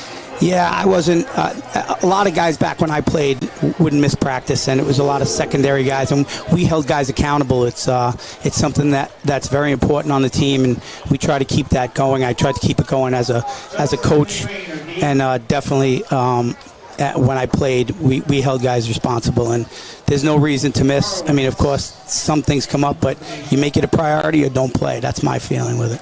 Absolutely. As Horowitz here will punt on 4th down. McGreen and Johnson are deep. The line drive kick. I think you got a piece of that, Tom. Possibly deflected. It's going to be downed by the FDNY. It looked like Mikey Martin got down there at about the 6-yard line, so NYPD will be pinned deep in their own territory. So despite the possible deflection there, Steve, not a terrible turnout there, getting NYPD pinned deep. No, and we finally got a good snap. It's got to be pretty hectic for Soretta, our snapper, after snapping one overs and then bouncing one. You got to have your nerves shot there. So he's got to get right back on track, and he did there. That was a perfect snap, and if it wasn't perfect, we probably would have got that blocked off the edge. So, Coach, for a guy that's, supposedly semi-retired, I've seen an awful lot of you. I mean, they can't keep you away. What's going on? You know what? This team's been a part of my life for 30 years, and I don't see me going too far away from it anytime soon. Was thinking about stepping away totally this year, but with our new staff, I think it would have left a little bit of a hole with the guys behind the scenes, and we were able to keep John Rosati and Tony Martin in the mix. So, and with Vinny Sheeter, our close friend, becoming the assistant head coach, we said we'll stay close and try to give these guys a background that can help them from behind. And talk about that connection with Sheeta. He was very involved with that luncheon at 9/11. I believe he was on the football team at that time, correct? Yes. So me, Vinny, and Cam and John Rosati were all in the secondary on that team. As Johnson makes the catch from Ryan, he's going, and he is not going to be caught. He is in for an NYPD touchdown, and that was a 95-ish yard bomb from Tyler Ryan to Kyle Johnson. And Tom, he caught him in one-on-one coverage and unleashed an absolute bomb. Tyler Ryan showing his arm strength there and just getting underneath it. was the receiver for the New York City Police Department, and it's now 14-13, and we are one extra point away from this thing being all tied up. My goodness. The biggest play of the game so far, Tom. And remember, Kyle Johnson had a 31-yard touchdown catch last year in this game as well, late for the NYPD, as this is Courtney on for the extra point. Fitzgerald will hold. Snap is good, hold is good, kick on its way, and it is good. So we are tied all even at 14 points apiece. Steve, I mean, what are your thoughts now? The game obviously tied after getting off to that quick 14-0 start. Well, I just wanted to say something. That throw was had to be perfect. Our safety was over the top on that, and he took a chance and went for that ball, and it's all or nothing with that. But that ball had to be right there up the sidelines. A great throw, and that's a huge play, a 95-yard play. Listen, now we'll see who's really the tougher team. You get punched in the mouth and go down 14-0 and come back. Now we'll see either we're going to fold up or we're going to come back and give it to them, and the better team will win. Well, your secondary has gotten so many accolades this season for keeping other teams under 7 points a game. I mean, like you said, it was a perfect throw. These things do happen, the big play. Let's see how they respond. Exactly. Want to quickly shout out Damir Djukanovic watching the stream, former NYPD quarterback and corrections quarterback as well, John. Remember Damir from last year? Went up against the fire department out at Aviator Field. Back deep to return. It looks like Babby is back there.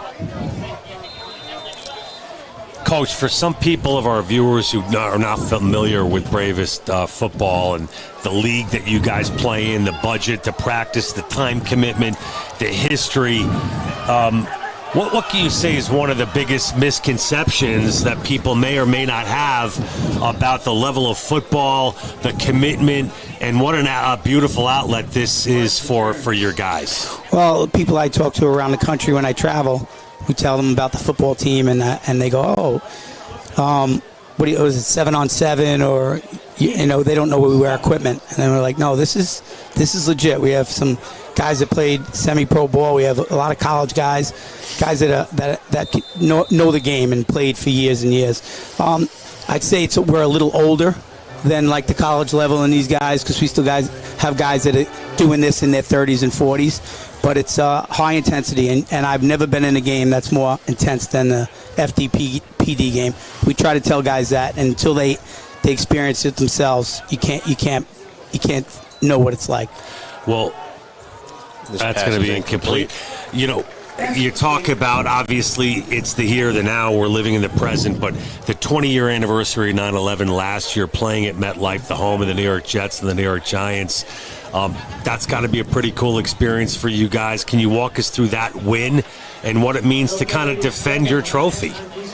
Yeah, well, just John and I personally knew we were ending after that game, so it meant a lot for us and for the players. A lot of guys came up to us afterwards and said when they knew we were leaving, it made them play another year, and it was a goal. Even though we went 2-2, it was a successful season. As Fung coughs up the football, and he's going to get brought down and tripped up by Basabe. Yeah, and Fung's beside himself. He's going to be at the 11-yard line. Tried to make something out of nothing after losing the handle. Don't make two mistakes out of one mistake. Maybe just sort of fall on it at that point. Or go forward. You're not going back like that. Yeah. So he loses an additional 10 to 15 yards on the losing the handle of the football there, which backs you guys way up. Steve, I want to touch on an important point. It seemed like early you had the momentum as NYPD taking a timeout here at the 9:39 mark in the second quarter with 3rd and 27 coming up. Ever since that punt was blocked, it seemed like NYPD's had the momentum since that point. Yeah, well, I thought they had it before that when they ran back that touchdown, even though it got called back and they had to do it again. I just think they knew that they could come back at any time. They're a very sure team. All right, we're going to take a quick timeout. Steve, if you want to stick around, we'd love to have you. But we're going to go to this quick commercial break, and we'll be back in about 30 seconds. I'm Ryan Seacrest. First responders are people who stand for a greater purpose. When you call 911 and ask for help, first responders show up. now. Let's show up for the people who show up for us every day and every night. Welcome back, folks, here to Mitchell Field in Uniondale, New York. Tom Scavetta, John Heffernan, joined by a very special guest, FDNY Vice President, former Assistant Head Coach Steve Orr. Steve, we were just talking about the momentum swing and how special teams played a huge part in that. Absolutely, but then when we had that ball and we went 3 and out, I know that gave their defense some pump, and then, of course, that snap over the head, and you could just feel it on the sidelines. It's a very emotional game, and these things happen back and forth, and someone's got to make a play on the FDNY and do something good. So, well, by the way this thing looks, we could be going out of the last possession of the game. We're still in the first half, right. But it's looking to turn into one of those. FDNY has trips to the left. Rigoli looking deep in the area of Joe Herman, and it is deflected by Mustafa Young with the pass breakup. Nice play. Herman throwing into double coverage there, trying to pull a Tyler Ryan of his own as he airs that one out, but it is blocked down, and it will be second down for FDNY. Yeah, second down. No, fourth down It's and fourth 27. down. Remember, it was third. Oh, that's it was right. third and 27 before the short break we had, as Horowitz will be back onto punt deep. He's in his own end zone. McGreen and Johnson back to return. And the one thing that can be assured here is the field position for the police department of New York City. And Horowitz gets away a line drive punt. It is fielded on one hop by Johnson. One missed tackle. Johnson has a little bit of room, and Selezitsky going after him. He'll wrap him up. Selezitsky, tying him up high, slowing down Johnson. Gang tackle followed by the bravest. And PD's going to have the ball on FD's 44-yard line. It was a 31-yard punt by Horowitz there. And Johnson's a big threat. Him and McGreen, two good receivers for the police department. FDNY defensively, Phipps and Dollison. Steve, both veterans for you guys, but they've got their hands full. yeah, they definitely do. They can do the job, but they got to make the plays. And this is a big drive. If we can stop them from scoring, we may be able to flip the momentum a little bit. They're already on our side of the ball, but our deep play is big, so hopefully they can do something decent. 9:22 mark. Ryan dumps it off to Roll, who makes the catch. Looking for some daylight. He is brought down nicely there. Looked like Dollison. Notice a big push there by Denzel Wilson. He's meant so much to you guys on the D-line. He's a beast. He's a beast. With him in the middle, it totally changes. You got to double the guy, triple sometimes. And getting the kid Cunningham from corrections to play the other end, play one of the ends, has really been a plus, too, because he's not easy to single up on him. You guys got any portal protocol or anything? You don't got to sit out a year if you come from corrections? How does that work? There is actually a rule in the league that if you change teams, you have to sit out a year. Oh, really? Yes, okay. there is. But they do that for the reason of they don't want teams raiding other teams in the league. Right.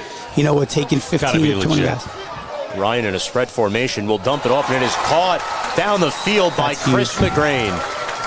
And Ryan showing some mobility there and composure as he's forced out of the pocket, finding the speedy receiver McGrane for the first down. 17-yard catch for McGrane.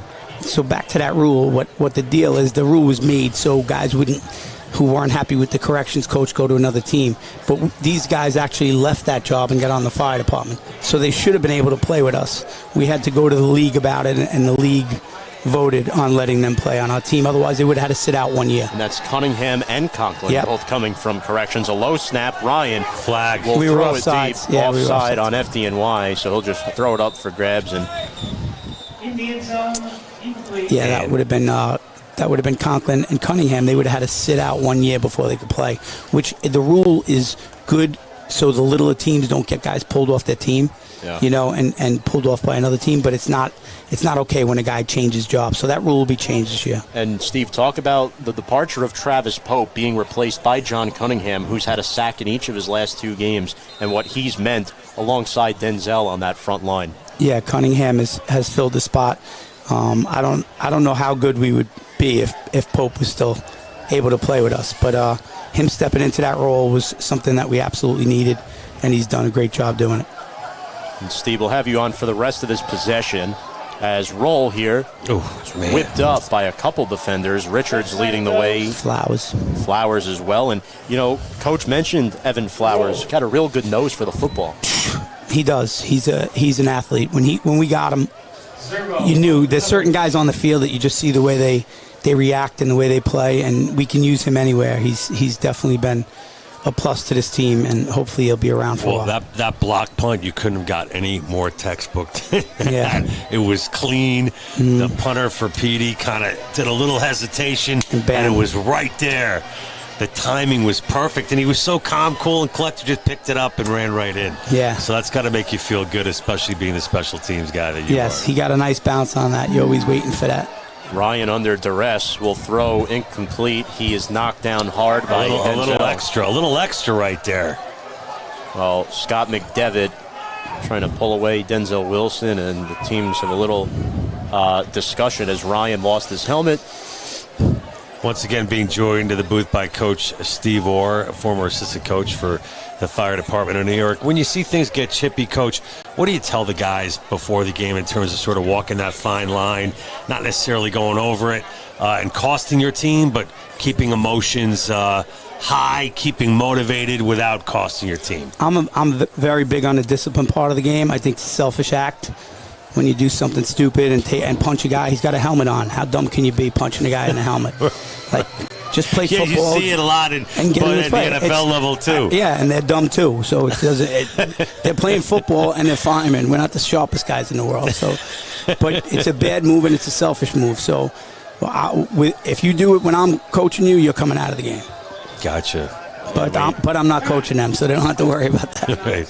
So it's going to be timeout for the New York City Police Department. Coach, we want to thank you so much, man, for stopping in. It's always a pleasure for your insight, your time, and the access you provide us year in and year out. It's very much appreciated. Great. Good luck the rest of the way, Coach. Thanks. Folks, we're going to step aside for a quick 15-second break, and we'll be right back with the Fun City Bowl.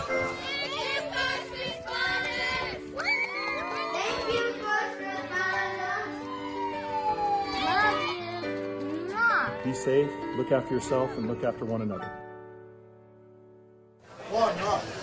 Folks, welcome back to Uniondale, New York. Mitchell Field, the site of this year's 2022 Fun City Bowl. 50th anniversary since this game began back in 1973. FDNY and NYPD tied, John, at 14 points apiece midway through the second quarter. We just spoke with Steve Orr. We'll be having Jillian Crane come up at halftime, and we'll have George Burke from PD up in the second half as well. We may have an extra guest. We're not sure yet, but John, talk about NYPD. They're looking to get ahead here, and Tyler Ryan and the Finest facing a 3rd and 5. I'm going to get to that in a second. Before we forget, though, Coach Steve Orr, if you're not familiar with Coach, go to YouTube. There's a good 5-6 minute piece that highlights Steve Orr last year at the 9/11 game at MetLife Stadium. It is worth a watch. It really puts into perspective the meaning that this game has for both sides here today. Steve Orr on YouTube, he's part of the thumbnail. But anyway, Tom, back to your point. It will be 3rd and 5, and 4 receivers to the right for Ryan. Ryan steps up in the pocket. He throws it away, and he is hit hard from behind. Guess who that was? Denzel Wilson yet again, 4th and 5. Good penetration by Wilson, and Tyler Ryan looks to be a little bit shaken up on that play as he kind of gingerly makes his way to the sideline, wisely throwing the ball out of bounds, and that will bring PD to a 3rd and 5. 4th and 5. As the backup QB is Anthony O'Connell, so Ryan knocked down twice in a row. Not happy, offensive line allowing him to get hit 2 times in a row. This is Nick Courtney on to kick the field goal here. And this is the first field goal attempt of the game. 39-yard try. The kick is up on its way. It is no good, just a tad short. So NYPD cannot capitalize off the good field position, and the bravest will take over. Yeah, I mean, a field goal attempt falling just a little bit short, Tom, by PD, but it's going to come down to one of those plays to break through this deadlock at 14 here with 6:53 remaining in the first half. And, you talk about two evenly matched teams. We're seeing that not only evidenced on the scoreboard, all tied up at 14, but two very evenly matched teams, Tom, and it's been a pleasure to watch this so far. Absolutely. As FDNY gets the football back, Cam Peake and his defense very disciplined on that drive. And Cam Peake, former military police officer for 6 years. He was deployed out to Bosnia with the Army back in 1997 before joining the FDNY, so he's had a long road ahead. And Marquise Hardis, number 46, getting a note on him here.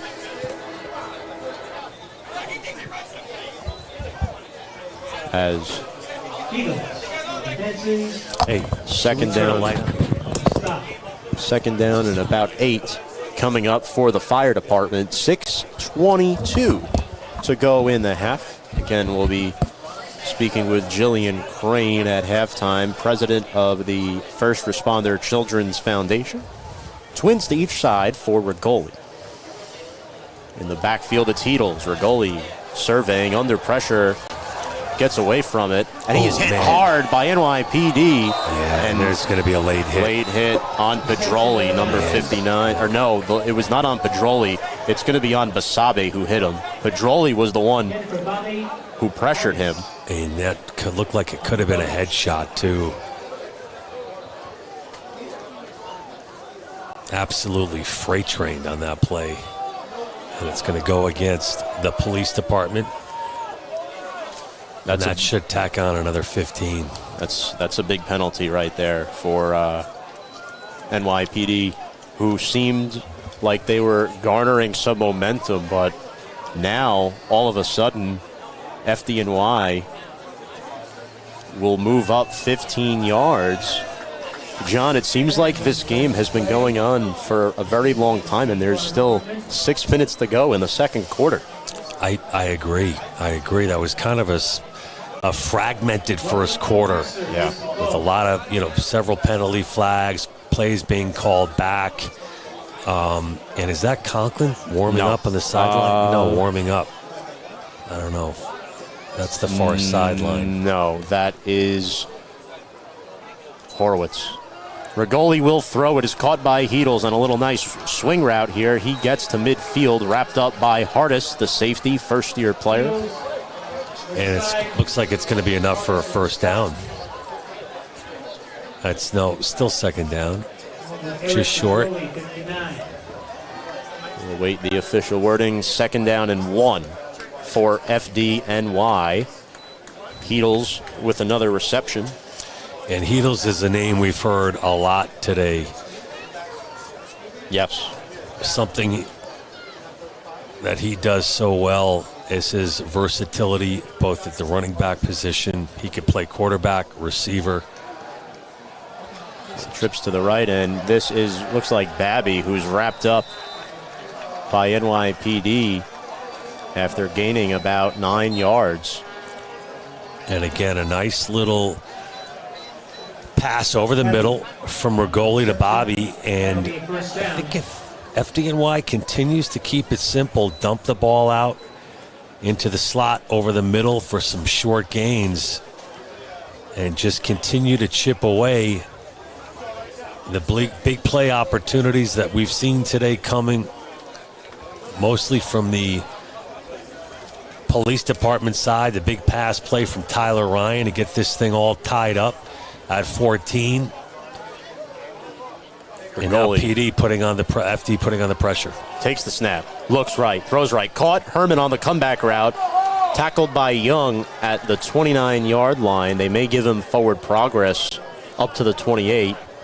So he picked up 10 on that reception. That's another fire department first down. And just a really great indication there what Joe Herman is capable of, just kind of coming up slightly towards the football. He and Rigoli have such a good relationship over the years. They trust each other. The two of them went to high school together. They've known each other a long time, Joe Herman and Chris Rigoli. And as evidence there, they kind of have a unspeakable bond communication. Herman coming back for that one to give the Bravest the first down. Offset formation here, low snap, and Rigoli's going to take off himself on the blown-up play, and he is rushed out of bounds quickly by Young. Rigoli may have gotten a yard or two if he's lucky. They'll give him a yard. Lombardi forced him out. And Tommy Herrick will check in here. And, we have to talk about Cam Peake, the head coach, as well, and what he said on the 50th anniversary. He said he wants to win. There's a lot of pressure, most attended game of the year, 2 weeks of practice leading up to this game. This rivalry, John, it's like playing your big brother, little brother, cousin. The respect, they respect PD and the work that they put in, but on June 4th, they do not like the NYPD one bit. We've seen some of those emotions here in the first half for sure. As Kevin Healy dives in last second to disrupt the play. Ortega on a little wheel route on the far side of the field. And that was dangerous. Rigoli kind of got away with one there, closing in and nearly making the interception in the secondary for the NYPD was James Ingram. James Ingram, a player who had 2 picks a year ago in the Fun City Bowl. Veteran corner for the police department. 3:06 to go in the half. FDNY facing a 3rd and 9 here. They have 4 receivers in the game. Trips to the left. Herman singled out on the near side right. Heedles is the back to the right of Rigoli. Huge play for the Bravest. NYPD running a little 3-2-6 right now. Rigoli under pressure. Throws. Caught by Babby after being juggled, but a nice tackle made there by Blaze, and it'll be 4th down and about 3. And again, Rigoli getting pretty good protection and time to throw the ball. Just not in the right area. Offense will stay on the field, John. I guess with this field position, they're going to go for it. They need 2. It's 4th and 2.5 about. Trips to the left. Herman again singled out wide right. Rigoli looks back towards the FDNY sideline. He gets the call, and they want a timeout to think this over. Rigoli wisely calling a timeout. Want to make sure they're on the same page with 2:23 to go in the half. They have the timeout to take, and we are going to... Yep, folks, we're going to step aside for a quick break. We'll be back with 4th and 2 in just a few moments here on Facebook Live. Seacrest. First responders are people who stand for a greater purpose. When you call 911 and ask for help, first responders show up. Now, let's show up for the people who show up for us every day and every day. Welcome back, folks. Mitchell Field here in Uniondale, New York, the site of the 2022 Fun City Bowl. NYPD, FDNY. A lot of fans out today, John, supporting their local first responders of New York City. This is a great, great crowd. I couldn't ask for a better night for football. The sun's setting. A packed house here at Mitchell Field. We got a tied-up ball game, 14 apiece. Approaching the 2-minute warning here in the first half.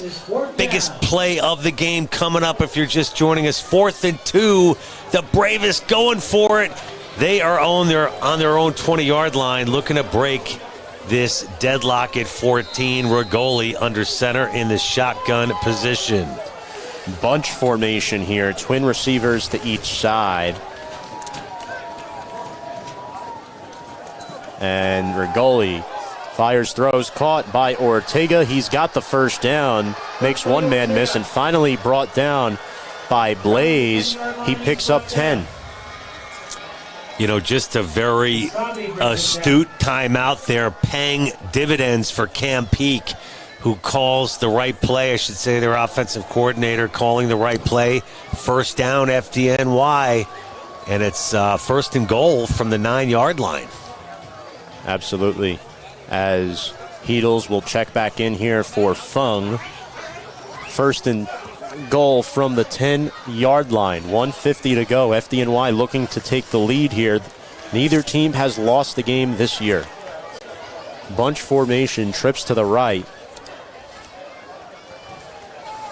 Rigoli looks right, and that's at the feet of Heedles as coming in like a missile was Ulrich Blaze, and Cam Peak is not happy about that. And again, another big hit by Ulrich Blaze, the 6'1", 225-pounder. Just absolutely unleashing on Rigoli, who's looks like he's made out of rubber out there today. He's taken some big punishment here in the first half. But, Tom, we got to go back to that 4th and 2, and PD, FDNY deciding to go for it, paying off. That was a gutsy call without a doubt, and it worked. A lot of people showing their support for Steve Orr in the comments section. Mike Silazitsky as well. Shout out to Rowan.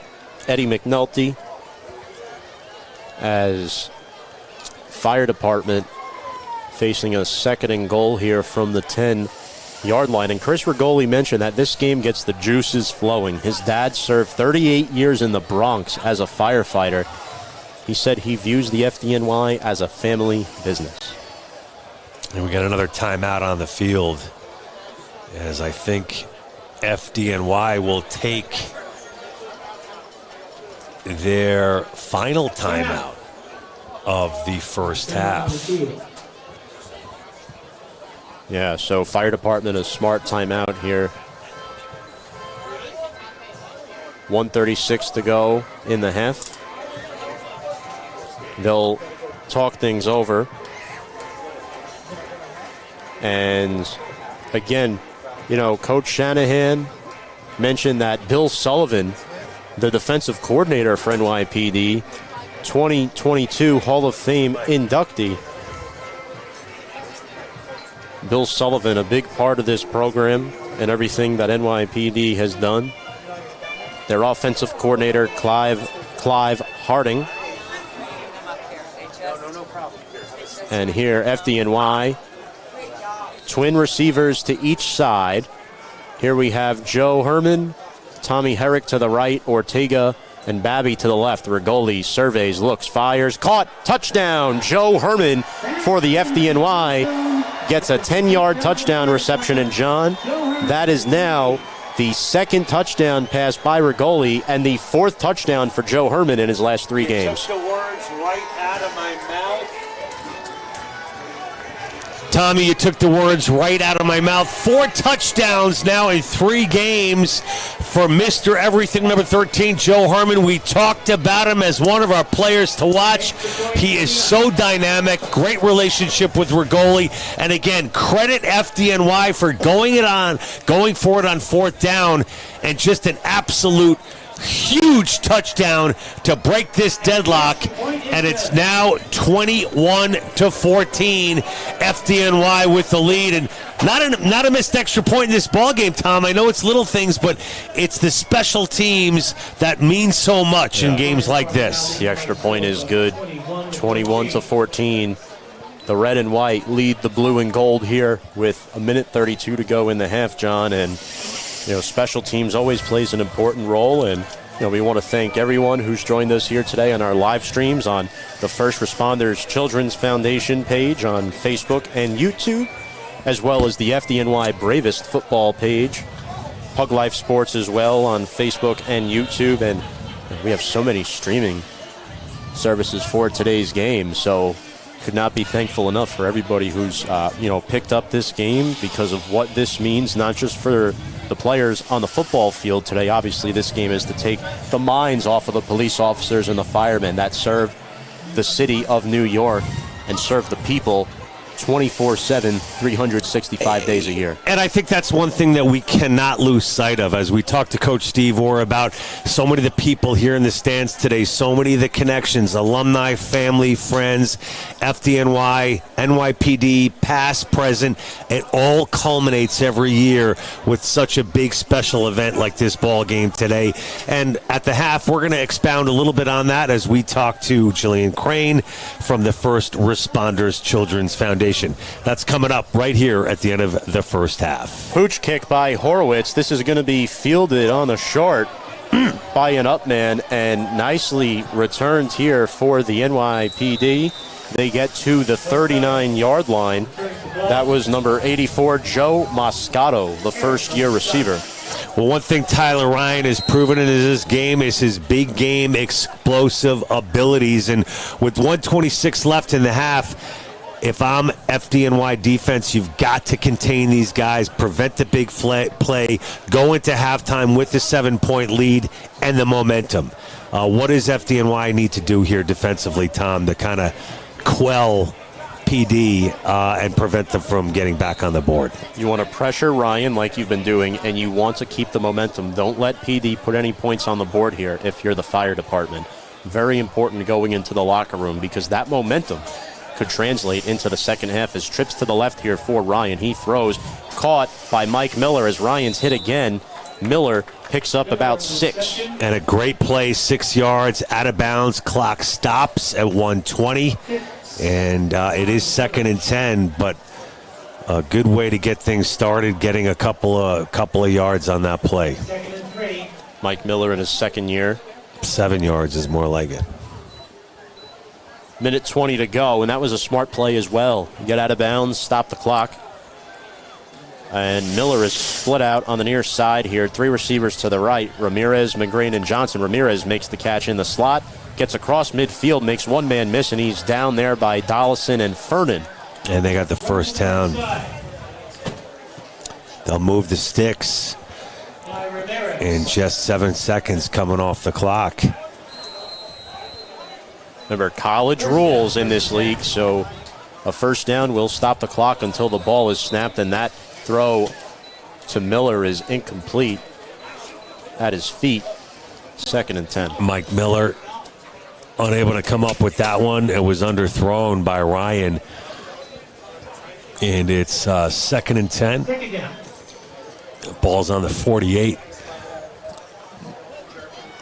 And NYPD here looking to get something cooking.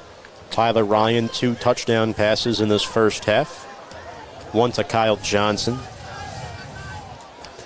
That one was about 95 yards out.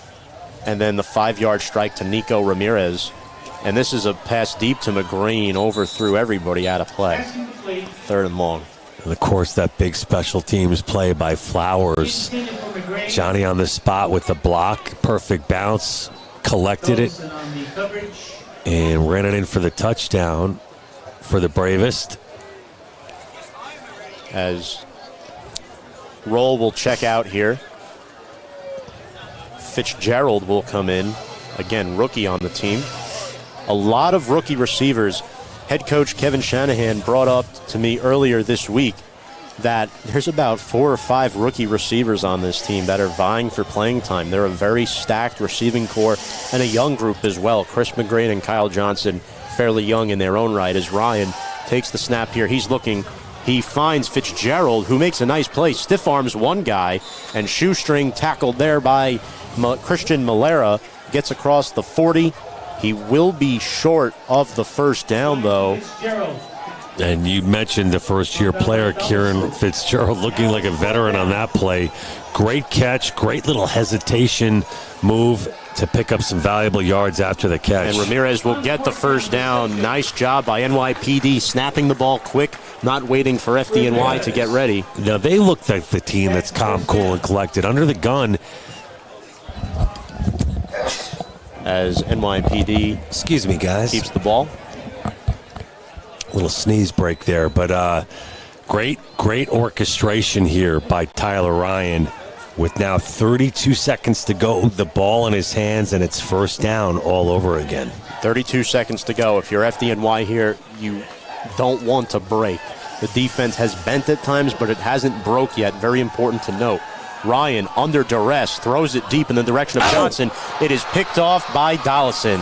Nicely done, and that's the second interception of the game by Ryan. But there is a penalty flag as Ryan is tending to his and it's thrown in the backfield. That is going to be a penalty against FDNY. Tyler Ryan in a little discomfort. You know, both of these quarterbacks have taken their fair share of hits today. Tyler Ryan, the bigger guy at 6'4", 225. And they're going to call it a personal foul, which is just huge. With 24 seconds to go, that's not something you want there. Because the ball was underthrown. Dollison in no man's land picked it up for the pick. Yep.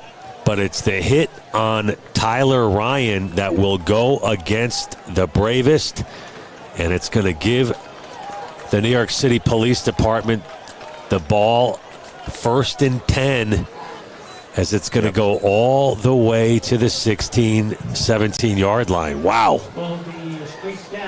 Yep. 16-yard line, 1st and 10, 24 seconds to go. Ryan dumps it off to Roll. He's got some room to move. He gets inside the 15, runs out of bounds at about the 11, picks up 5 yards. Another penalty flag, though. Left side, marker is down. And we will await the official wording on this, as the first half seems like it just doesn't want to end, John. My goodness. And there's another flag goes flying. You know, the game started with a flag, Tom, and the first half looks like it's going to end with a flurry of them. And that may be why this first half is really dragged out, as we're almost at 10 past 8. And this game was due to kick off at 6:30. We got started a little late due to some pregame ceremonies. The parachutists by the Navy SEALs were gorgeous. A chopper flyby by the NYPD choppers. It's a holding on NYPD. Oh, my. It might have been a... Goodness. I think it was a face mask. I think it's unsportsmanlike. Well, so the ball was at the 16, and it's backed up to the 46, so it has to be 2 15-yard penalties against NYPD. And you heard here Steve Orr talk about it in the second quarter, Tom. There is no point at mouthing off, smacking a guy. It's going to end up costing you. And right now, PD on the receiving end of more penalties today in the first half than the Bravest. And they were this close to tying this ball game up with 19 seconds to go, and they're now at their own 46-yard line. That's a huge momentum boost for the fire department here. First down and 30 from their own 46-yard line, or the FDNY 46-yard line. Ryan throws in the direction of Roll. It is incomplete. Good effort with the one hand. And, you know, it's funny because Danny Roll wasn't even an offensive player last year. He was a starting safety. He actually had a pick against the fire department back at MetLife last year. Danny Roll with an ability to go both ways, showing it here today. Yep. You know, what really stood out on that pass play, although it was incomplete, Tom, the arm strength of Tyler Ryan is off the charts. I mean, he really is a big, strong guy back there. And we saw the big play capabilities of Tyler Ryan here in the first half to get this thing even at 14. The Bravest now with the 21-14 lead. 15 seconds to go. This first half isn't over yet. We've seen a little bit of everything. Who knows what's going to happen here on second down and 30. 4 receivers to the left. Johnson singled out to the right, and that's where he's going with it. The pass is way overthrown, incomplete. This will bring up third down and 30 with 9 seconds remaining. What about just running the clock out here, Tom? Just sort of go in at the 7-point deficit and make some adjustments. I don't know. We've seen some crazy turnovers so far. Tyler Ryan might just be better off taking a knee here, but I don't think we're going to see that. Shanahan does not look too thrilled right now on the sideline, and rightfully so, because of the penalties that backed up NYPD. Those were, like you said, that had to have been 2 personal fouls for 30 yards. Well, yeah, you're talking about 30 yards of green. Huge difference here. Now, I've never seen a call like that. Have you? For 30 yards? No, it was 2 separate 15-yard penalties. I know, but I'm back-to-back. That's crazy. The snap. Ryan looking under pressure from Fernan, trying to escape. And he is going to get sacked by Mike Selazitsky. And that's how the first half will end. A sack for Mike Selazitsky. TJ Fernan applied some nice pressure. And that will do it for the first half. You know, Tom, I talked about Ryan maybe taking a knee. Not only does he not take a knee, he takes a very big hit to end that second half, first half. Either way, what's done is done. 21-14, FDNY with the lead. Folks, we are going to come back with the first half recap and a very special guest joining us here at the press box at Mitchell Field.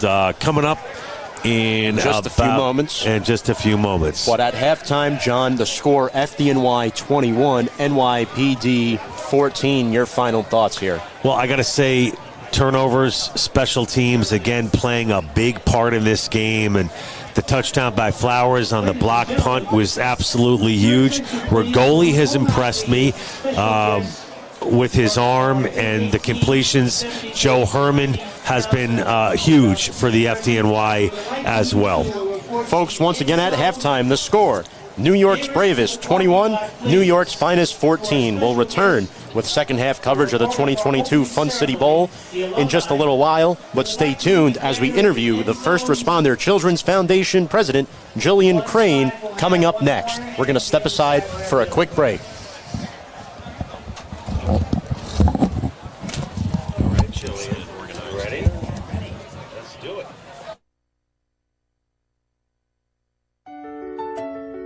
Mr. Rogers said, look for the helpers.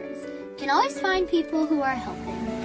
Thank you to all the first responders who put their lives in danger to help us when my brothers and sisters need them. We look out for the helpers because they look out for us. Thank you, first responders! Thank you, first responders! Love you! Mwah. Be safe, look after yourself, and look after one another.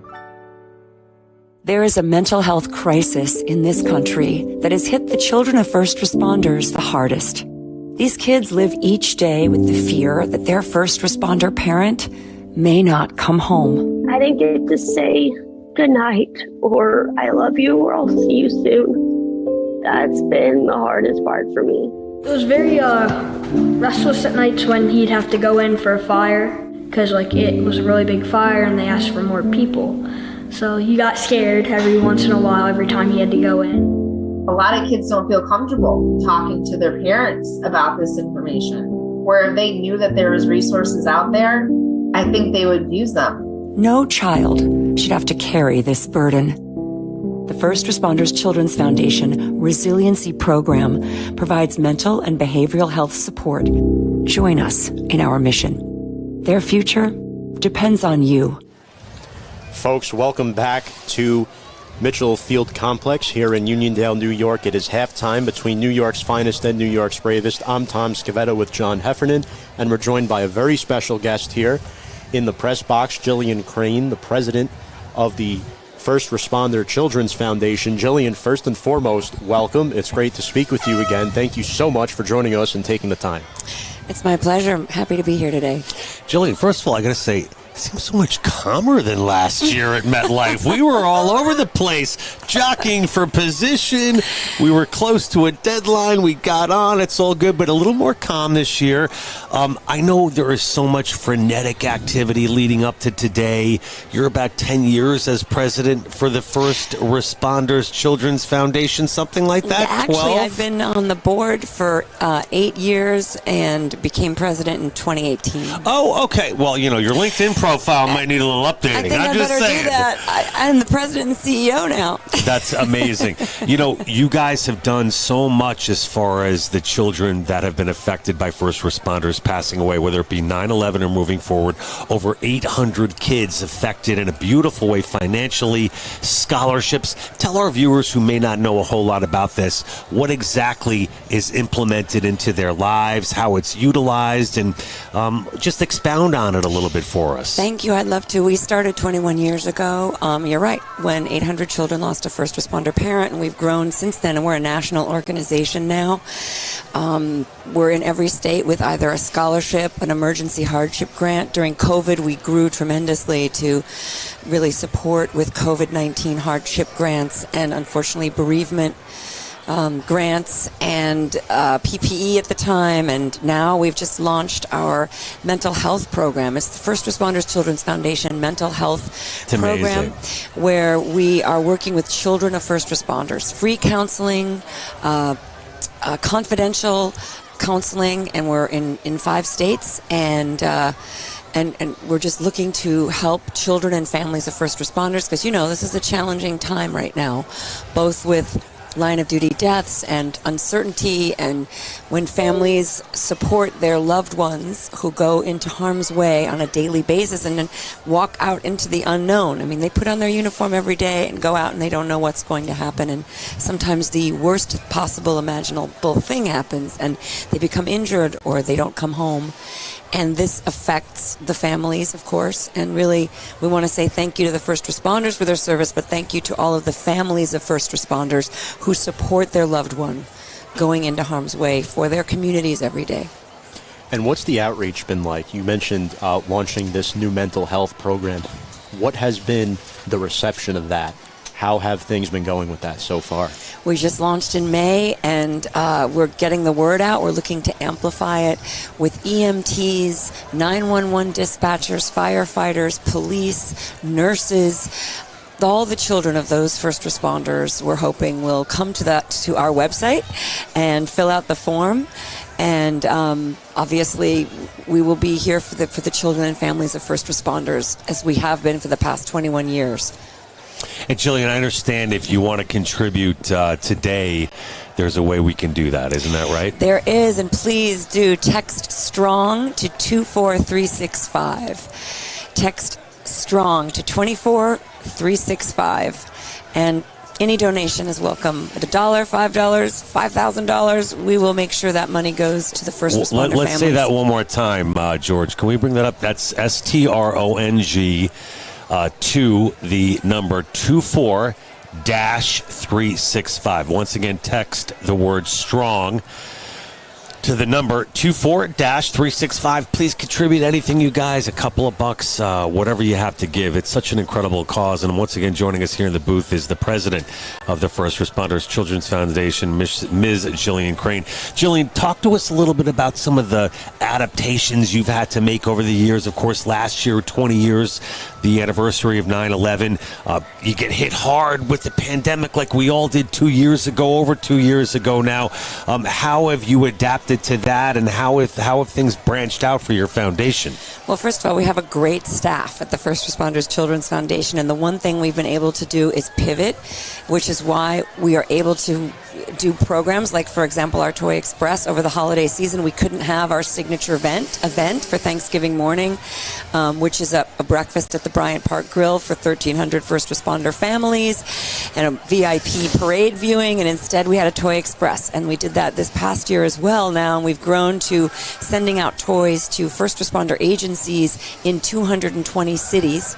Amazing. Over 500,000 toys went out, and we're continuing that because another thing that we feel strongly about is building a bridge for first responders into their communities for the children that they serve, to meet them and know who they are and have positive relationships with their local first responders. Very cool. Now, Jillian, can you talk about the relationship with Alfred Kahn, whether it's been developing the mental health program or what events are coming up that people can look out for? So Al Kahn, his vision for this foundation was to help the children of first responders. He's also in the toy and children's business, as you know, so he wants to bring joy to children. He wants to support the children of first responders. It's in his heart and has been for 21 years, so he's bringing all kinds of new things to the foundation. We'll hear more about that soon, but he's developing a show called The First Responders. It's about first responders, but it's spelled F-U-R-S-T, so they're they're animal first responders. Okay, yes. all right. So we're hoping to help him launch that and get some money for the foundation. And look, the whole reason that we're here is to help these families. And today is just really wonderful to support the FDNY and the NYPD and all of their families to come out and have a day of joy when there's been a lot of sadness. There's been a lot of loss. And I think anytime we can bring families out and help support that, we're happy to do it. Well, you got to love the turnout here today at Mitchell Field. Huge turnout. I heard that luncheon for the FDNY on Thursday was awesome, as it always is. Our gala was amazing. Yeah, so maybe you could tell us on a couple of sort of parting shots here about the luncheon, the gala, and also, how important is it for you, Jillian, being from the area? You talked about shows moving forward, but you've been a staple in the city of New York for a long time, both sort of actress, stage, film, TV shows. and it's a big extension of that today by all these New Yorkers here today. Well, the gala was amazing. It was at Gotham Hall. We honored CSX. Ben Vereen also received a Hero Award. CSX Pride in Service, who's been a huge support to this foundation, helped us with hundreds of scholarships and hundreds of emergency grants, and helped us during COVID launch our COVID emergency grant. So that was an amazing night, Thursday night. We had the First Responders Children's Foundation chorus singing. It was just a Very beautiful cool. evening, and then we honored, a firehouse who lost a firefighter, and we had our roll call of heroes where we had a 911 dispatcher, a police officer, an EMT, a firefighter, and a nurse, and they were all standing for their profession, and we gave them awards. It was incredible. I am originally from the Midwest. Did you know that? I did not. I mean, but you've been here a long time. No, I mean, yes. I guess I have. I used to live, yes. I'm from I don't mean long, but career-wise. Career-wise, yes. Mostly in L.A. and New York, and I miss it, so I may, end up doing more, hopefully. But for the most part, my time has been helping the First Responders Children's Foundation grow, working with our incredible staff, and to do as much as we can and raise as much money to give out what we can.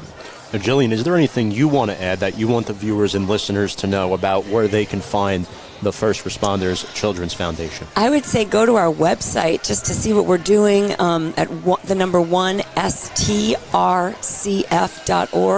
That's number 1 strcf.org, firstrcf.org, and see what we're doing. Get involved with us, donate, volunteer. I think the best thing we can do right now is support our local first responders wherever you live in the United States. They're there for their communities. When you call 911, every time you call 911, people rush into danger for you and your families, and we need to be there for them. So well said. And I also want to just say, such a huge week for you, kind of culminating here. We've got one heck of a football game, too. It's a gorgeous night here, first of all. And yes, last year, remember how hot it was? Oh, my gosh. And I had to walk like 50 miles to find you because we were at MetLife. Right. This is a little more doable, a little more right? manageable. There we go. You guys we are want great. to thank you so much for all your hard work and culminating with this game today. The big gala on Thursday, such a big success. And Tom mentioned the website. You mentioned the website per Tom's question, and how people can get involved, not only by donating, but by volunteering and through so many other things for such an amazing, important cause. Thank you very much. Jillian Crane, president of the First Responders Children Foundation. We can't thank you enough for joining us. Thank you for having me, and have a great rest of the game. Yeah, enjoy the second half, Jillian. I will. I'm about to go get a waffle. There you go. We can't thank you enough. Thank you. Appreciate it. Thanks so much. Bye, Jillian guys. Crane, everybody, the president of the First Responders Children's Foundation. Such noble, amazing work, and such a big week for them. We will be back with our first half recap right after this. We're going to take a quick timeout. Finest and greatest fans, First Responders Children's Foundation wants to share your photos from today's game. Make sure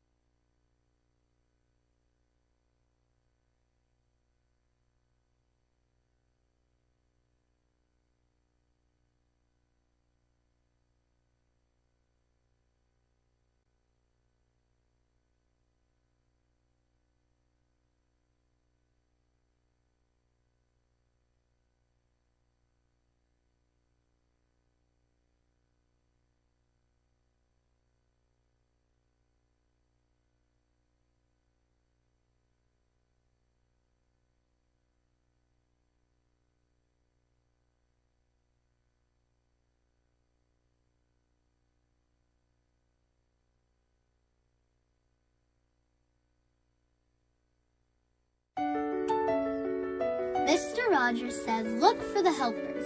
You can always find people who are helping.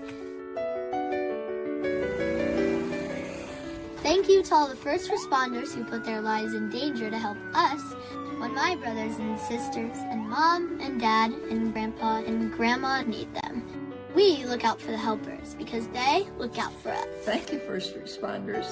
You know, there's a rewarding feeling you get when you do like, hey man, I just, we carried a lady out of the fire, you know? This is what I signed up for as a first responder, and this is what I love to do. And I'm going to continue going to work day in and day out and providing help to those that need it.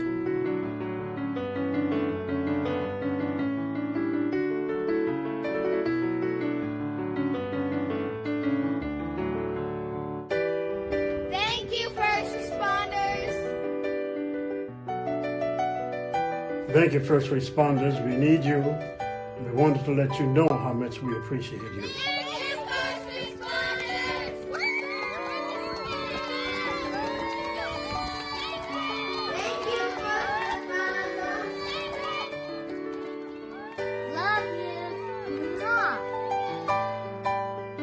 Be safe, look after yourself, and look after one another. Thanks. There is a mental health crisis in this country that has hit the children of first responders the hardest. These kids live each day with the fear that their first responder parent may not come home. I didn't get to say goodnight or I love you or I'll see you soon. That's been the hardest part for me. It was very restless at nights when he'd have to go in for a fire because it was a really big fire and they asked for more people. So he got scared every once in a while every time he had to go in. A lot of kids don't feel comfortable talking to their parents about this information. Where if they knew that there was resources out there, I think they would use them. No child should have to carry this burden. The First Responders Children's Foundation Resiliency Program provides mental and behavioral health support. Join us in our mission. Their future depends on you. Ladies and gentlemen, here with FDNY head football coach Cam. First half for us. A little wild, a few mistakes on our part. We're going to tighten it up a little bit for the second half. Chris Riccoli, 2 touchdown passes, big play by Flower. Team put by your group. Yeah, absolutely. We plan for this. What do you need to do to hold on here in the second half? Second half. Go run. Thanks, Bob. Head coach FDNY up by 7. 7.5 moments away. We're going to send it back up to Tommy Scavetta. Your play-by-play man. We're here live. Mitchell Field. Scavetta, take it away. Pretty much, John, as we get ready for the second half of action here at Mitchell Field in Uniondale, New York. New York's bravest leads New York's finest by a score of 21-14. We just spoke with Jillian Crane during halftime, president of the First Responders Children's Foundation, and you heard it out of Cam Peak. You have to play mistake-free football, not just on one phase of the ball, but all 3 phases of the football. John Heffernan doing a great job with that interview as FDNY is set to kick off here in this second half wearing their red and white uniforms. NYPD will receive the second half kickoff in their blue and gold. Chris McGrain and Kyle Johnson are back deep to return. Current time here in Long Island, 8:33 p.m. Eastern Time. The temperature has dipped just a little bit. It's gotten a little cooler out here, not by too much, but low 70s right now. It feels cooler than that, though, with the wind chill. Mike Horowitz is set to kick off. It is an onside kick, and NYPD recovers an onside kick to start the second half for FDNY. Very, very interesting decision there by FDNY. And NYPD will take over. And, so far this year, NYPD 4-0 on the year. They beat Tri-State 35-7. LAPD 25-6. They beat Corrections 13-6. And then lastly, San Diego 37-7. FDNY, they've been a great defensive team all year. They won at DC 26-0, at Charlotte 26-2. They beat Tri-State out in Bethpage 27-6. Most recently beat Corrections 28-6. First play of the second half, Ryan will throw a little wide and short there of Mike Miller. Incomplete pass. Alan Alvia on the coverage. Mentioning the FDNY charities, the UFA Thomas Elasser Fund, FDNY Fire Family Transport Foundation, the Widows and Children's Fund, and the New York Firefighters Burns Center Foundation. For NYPD, the Widows and Children's Fund, Patrolmen's Benevolent Association, Detectives Endowment Association, Sergeant Benevolent Association, and the Joseph Pritchard Foundation. Folks, appreciate everybody tuning in here. Tyler Ryan, twin receivers to each side, Johnson and Miller on the boundaries. McGreen, the man in motion in the slot, coming from right to left on your screen. Ryan takes the snap, throws to roll. Nice spin move, but Phipps brings him down behind the line of scrimmage. It's going to be 3rd and about 12 upcoming for the Finest. I'll be rejoined by John Heffernan in just a few moments. And we'll be having George Burke, the NYPD team president, coming up a little bit later on. Shout out to Charles Raymond supporting Craig Wells. Maggie Narducci all over the comment section. John Heffernan, welcome back. Great interview with Coach Peak. Appreciate you doing that on the fly. And here we have 3rd and 12 upcoming for the New York Police Department. Thank you. Ryan takes the snap, looking right, dumps it off to roll. He is decked hard by the fire department. Beautiful tackle made there. And it's going to be 4th and long. Richie Richards on the stop, a 3 and out to start the 3rd quarter. Well, there's a name we haven't heard a whole lot of today. Richie Richards, linebacker, now playing special teams for the fire department of New York City. Can't peek a man, a few words there right before kickoff. Can't blame him. We stuck a mic in his face, but major props to the first-year head coach for the Bravest. Doing a remarkable job here, 4-0, looking to keep this undefeated season alive in the Fun City Bowl as PD kicks away in their first possession, and it's a fob. Flopped. Punt is muffed by the FDNY, and NYPD will recover. So that is a special teams turnover, and the NYPD player who recovered was number 21, Brandon Quinn. I was going to try to say flubbed, flopped, whatever it was not caught by the Bravest. And who was that player, Tom? I didn't get a beat on him. The punt returner? Yeah.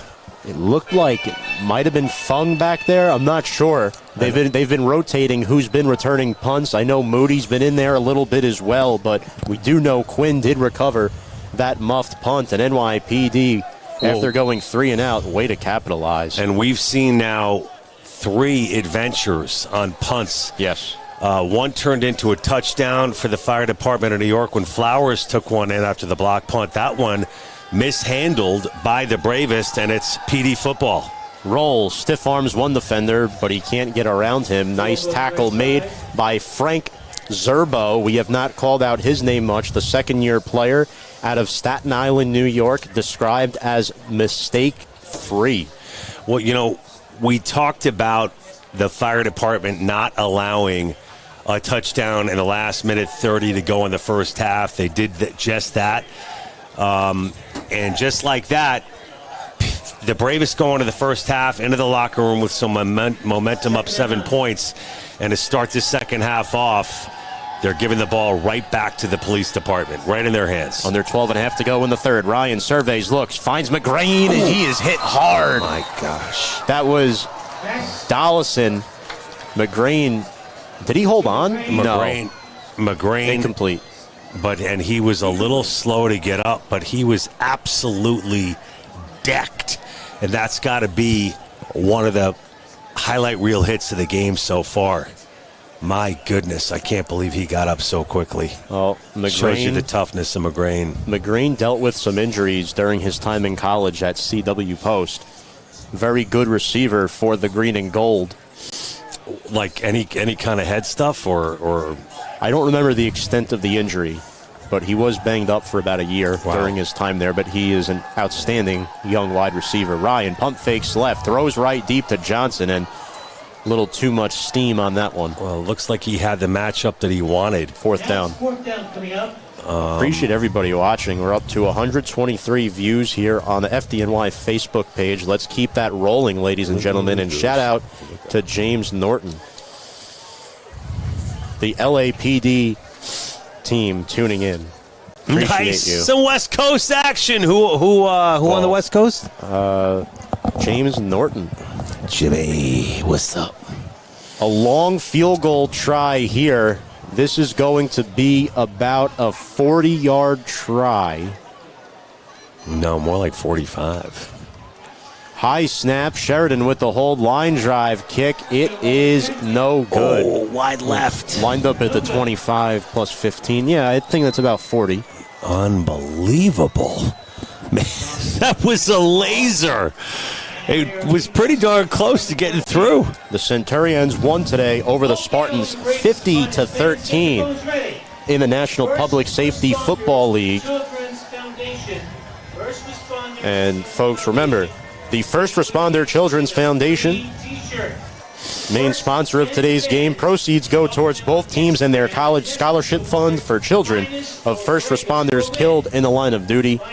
And you can also show up with Ryan Seacrest. First Responders Children's Foundation has teamed up with him to share an inspiring message about the dedicated people of New York City that protect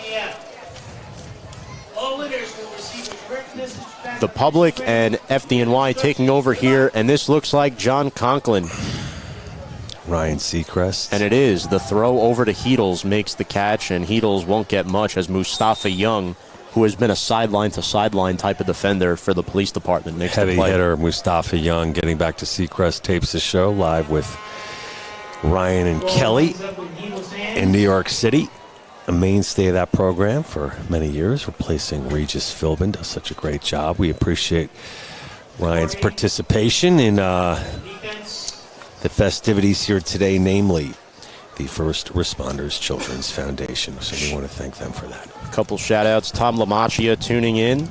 Remember when James Lamacchia was on the team, awesome player. And also Joe from the Moore Catholic coaching staff here representing, supporting both of the teams playing today. Conklin surveys, throws, caught by Babby, wrapped up immediately by Blaze. It'll bring up 3rd and long. Well, the lights have come on here, obviously, Tom, as the sun has officially set here in New York City. Well, and suburban. We are in Long Island. Not too far. That's right. Well, we're so close. You know, Brooklyn, Queens. It's all kind of mishmashed here, but we are officially in Uniondale. Is it Nassau County? Yes. Okay. Nassau Well, County. you're upstate, technically. Right. Largely. Well, originally I'm kidding. Westchester guy. There's a big argument over upstate. Yeah, I mean, listen, 30 minutes by train to Grand Central, I don't consider that upstate. But, I know. No longer a Larchmont boy, but that's where I grew up. Conklin looking, has all the time in the world here, rolls right, throws, and he is dropped by Kevin Healy. Another That'll be flag. Pass interference. He's arguing that Ortega tripped over Young, but Healy did give him a little shove from behind. That's the NYPD safety captain. 10:33 to go in the third quarter. So NYPD, John, their Achilles heel has been the penalties for sure.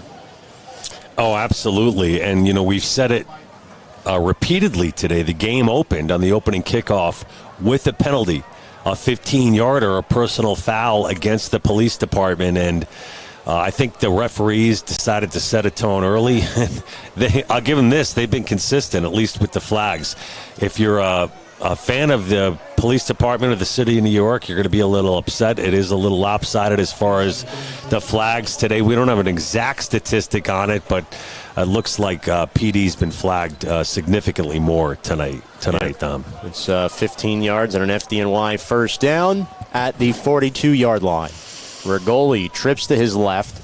Herbin singled out on the near side against Young. They give the handoff there to Heedles, who will scamper his way forward for about 3.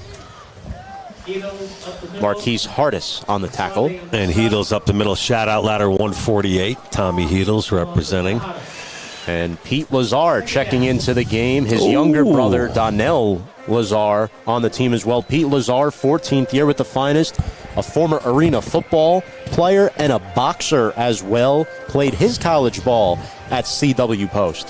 The CW Post alumni representing strong tonight. FDNY as well. Starting right tackle Tim Caffrey, graduate of Post as well. Yeah, Post is not too far from here. Officially, well, LIU now, Tom? Long Island University. That's right. What happened there? A little name change? The merge with Brooklyn. The one LIU merge. And here's Conklin rolling right. He's going to dump it off. Nearly picked off by Young. They're arguing that Conklin released the ball past the line of scrimmage, which, I'll be honest, it was awfully close. Tom, a lot being made of the size of the police department in New York. No weight limits, really, for the PD. There are, of course, if you're on the job with the fire department in New York City. So, no pun intended, but kind of uneven scales, as it were, out there on the field. But doesn't seem to be hurting FD too much here tonight. No. Not by any means. The fire department, they have a plethora of players that can catch the ball. Back in Tri-State game, Herman had 5 catches, Heedles had 4, Herrick had 3, so a very diversified attack on the offense. Little high snap, Conklin throws. His pass is nearly picked off by Healy in no man's land. Yeah, so it might have been a missed route there as the receiver for FD. Who is that, number 6, Tom? That was Ortega. Okay, that is Ortega, who kind of went flying by. Yep. And it will be an incomplete pass and a 4th down. Back deep to return are Johnson and McGrain. This is a pick your poison scenario for Horowitz. Special teams has been an issue for both sides. It's got to be Horowitz's. Give you an indication of how this game has gone. This is the 6th punt for Horowitz. Line drive kick. It'll take a bounce to Johnson at the 25. He is down there, and that is going to be a 33-yard punt for Mike Horowitz. 3-yard return. I think that was for Johnson. Punt number 7 for Horowitz. Yeah, he's been busy. Awfully busy. A nice tackle to limit the return by the police department. They will have the ball. 1st and 10. So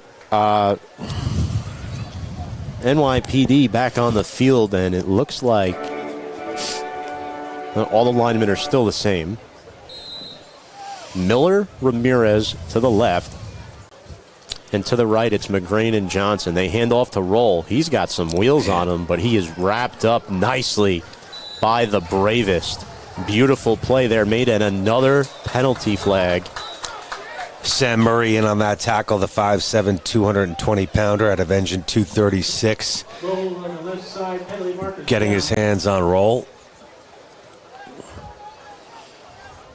And yeah, Tom, the flag brigade continues here in the second half. I'm not sure this is going to get backed up, so it's going to go against the fire department.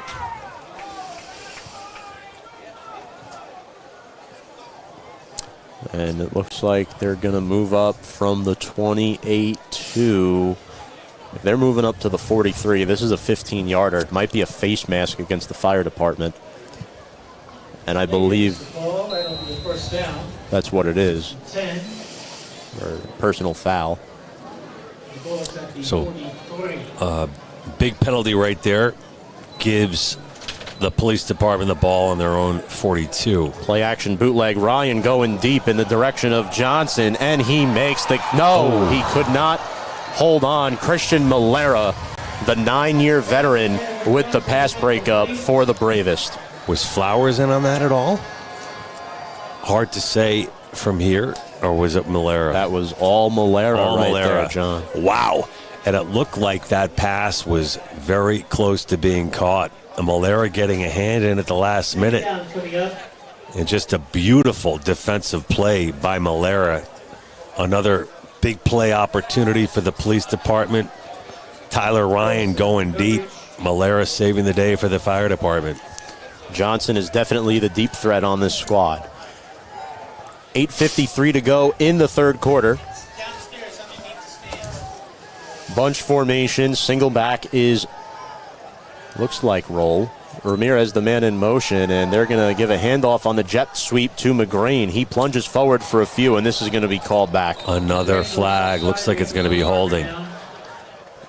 Tom, do you believe this cavalcade of penalties? Joe Baccia in the game, and George Burke will be joining us in just about 5 minutes. For those of you who don't know, George Burke, president of the New York City Police Department football program in his, 24th year, Tom? Yes, sir. Unbelievable. And what a job he's done. And we look forward to finding out more from George about today's festivities, the behind the scenes that goes on to put this spectacular game on year in and year out. Some of George's own personal anecdotes from being on the job himself for many years. Shout out to Kathleen watching, saying, "Go NYPD." If you don't know, the press box is behind the NYPD stands. So the NYPD fans are lined up in front of us. FDNY is across on the other side. Now, not everybody, but I'd say majority of the fans in front of us are police fans. Across in the bleachers is where the fire department faithful are. Ramirez is going to throw this on a halfback pass down the sideline, and there's another flag, pass interference. That penalty will be slapped to Donaldson, and Cameron Peak throws down his headset in disgust. Well, they had a streaking receiver, did the police department, who appeared to be wide open, Tom. Yep. I don't know if that was McGrain. McGrain did leak behind the defense on that play. I mean, wide open. But either way, the police department gets the call.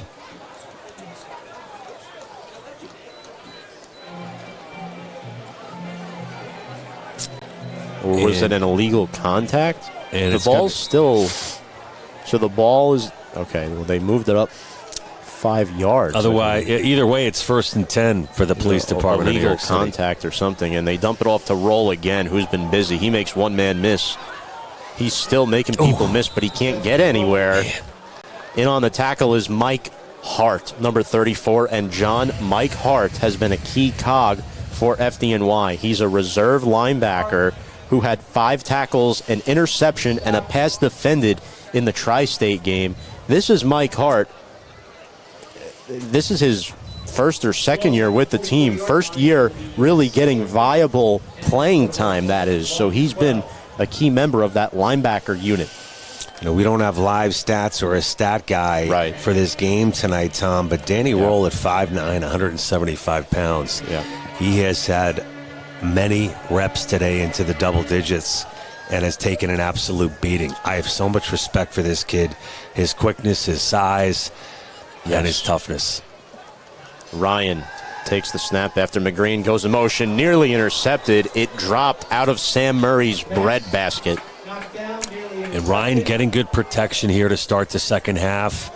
Great job by the O-line for the police department. And Tom, this is where you start to see fatigue start to wear in a little bit. I mean, we still have plenty of time left here in the third quarter, but so much hype leading up to this game, so many activities this week. We talked about the PD luncheon on Thursday.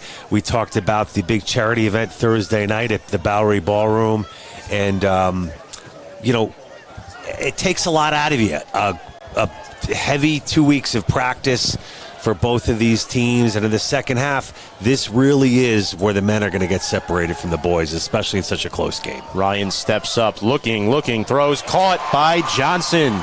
He's going to be wrapped up inside the 30 by Hart down at the 28, and that is a gain of 26 yards for Kyle Johnson, and now we're about to welcome the NYPD football team president, George Burke. George, thank you so much for joining us tonight. How's it going? Anytime, guys. How you doing?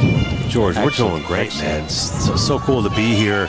24. Well, first of all, we got one heck of a ball game, one heck of a drive going on right now, and I know you've got to be interested looking to tie this thing up here in the third quarter. So we want to sort of cheat. We'll talk to you. We'll also keep an eye on the game. Yeah, let's do it.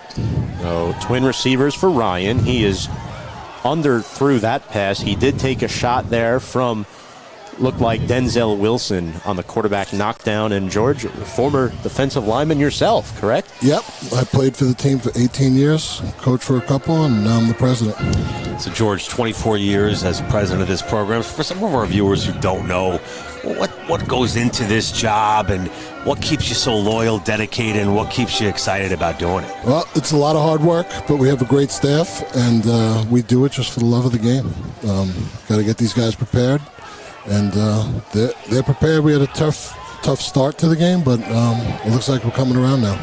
Well, your boy Tyler Ryan with a couple of big plays here on this drive, a big kid, a big arm, and he's poised to bring you guys right back into it. Yeah. So, George, for those of our viewers who don't know, walk us through what this league's about. It's been in existence a long time, since 73, I think, for you guys, 73, 74. The budgets, the players, the recruiting, the coaches, the travel. I mean, this is big-time football with a lot of kids that have had some big backgrounds collegiately and, of course, in high school. Yeah, absolutely. So these two teams were started in 1973. Both the players at the time, they played for a team in Brooklyn called the Brooklyn Mariners. And then there was an argument over who'd be better, the firemen or the cops.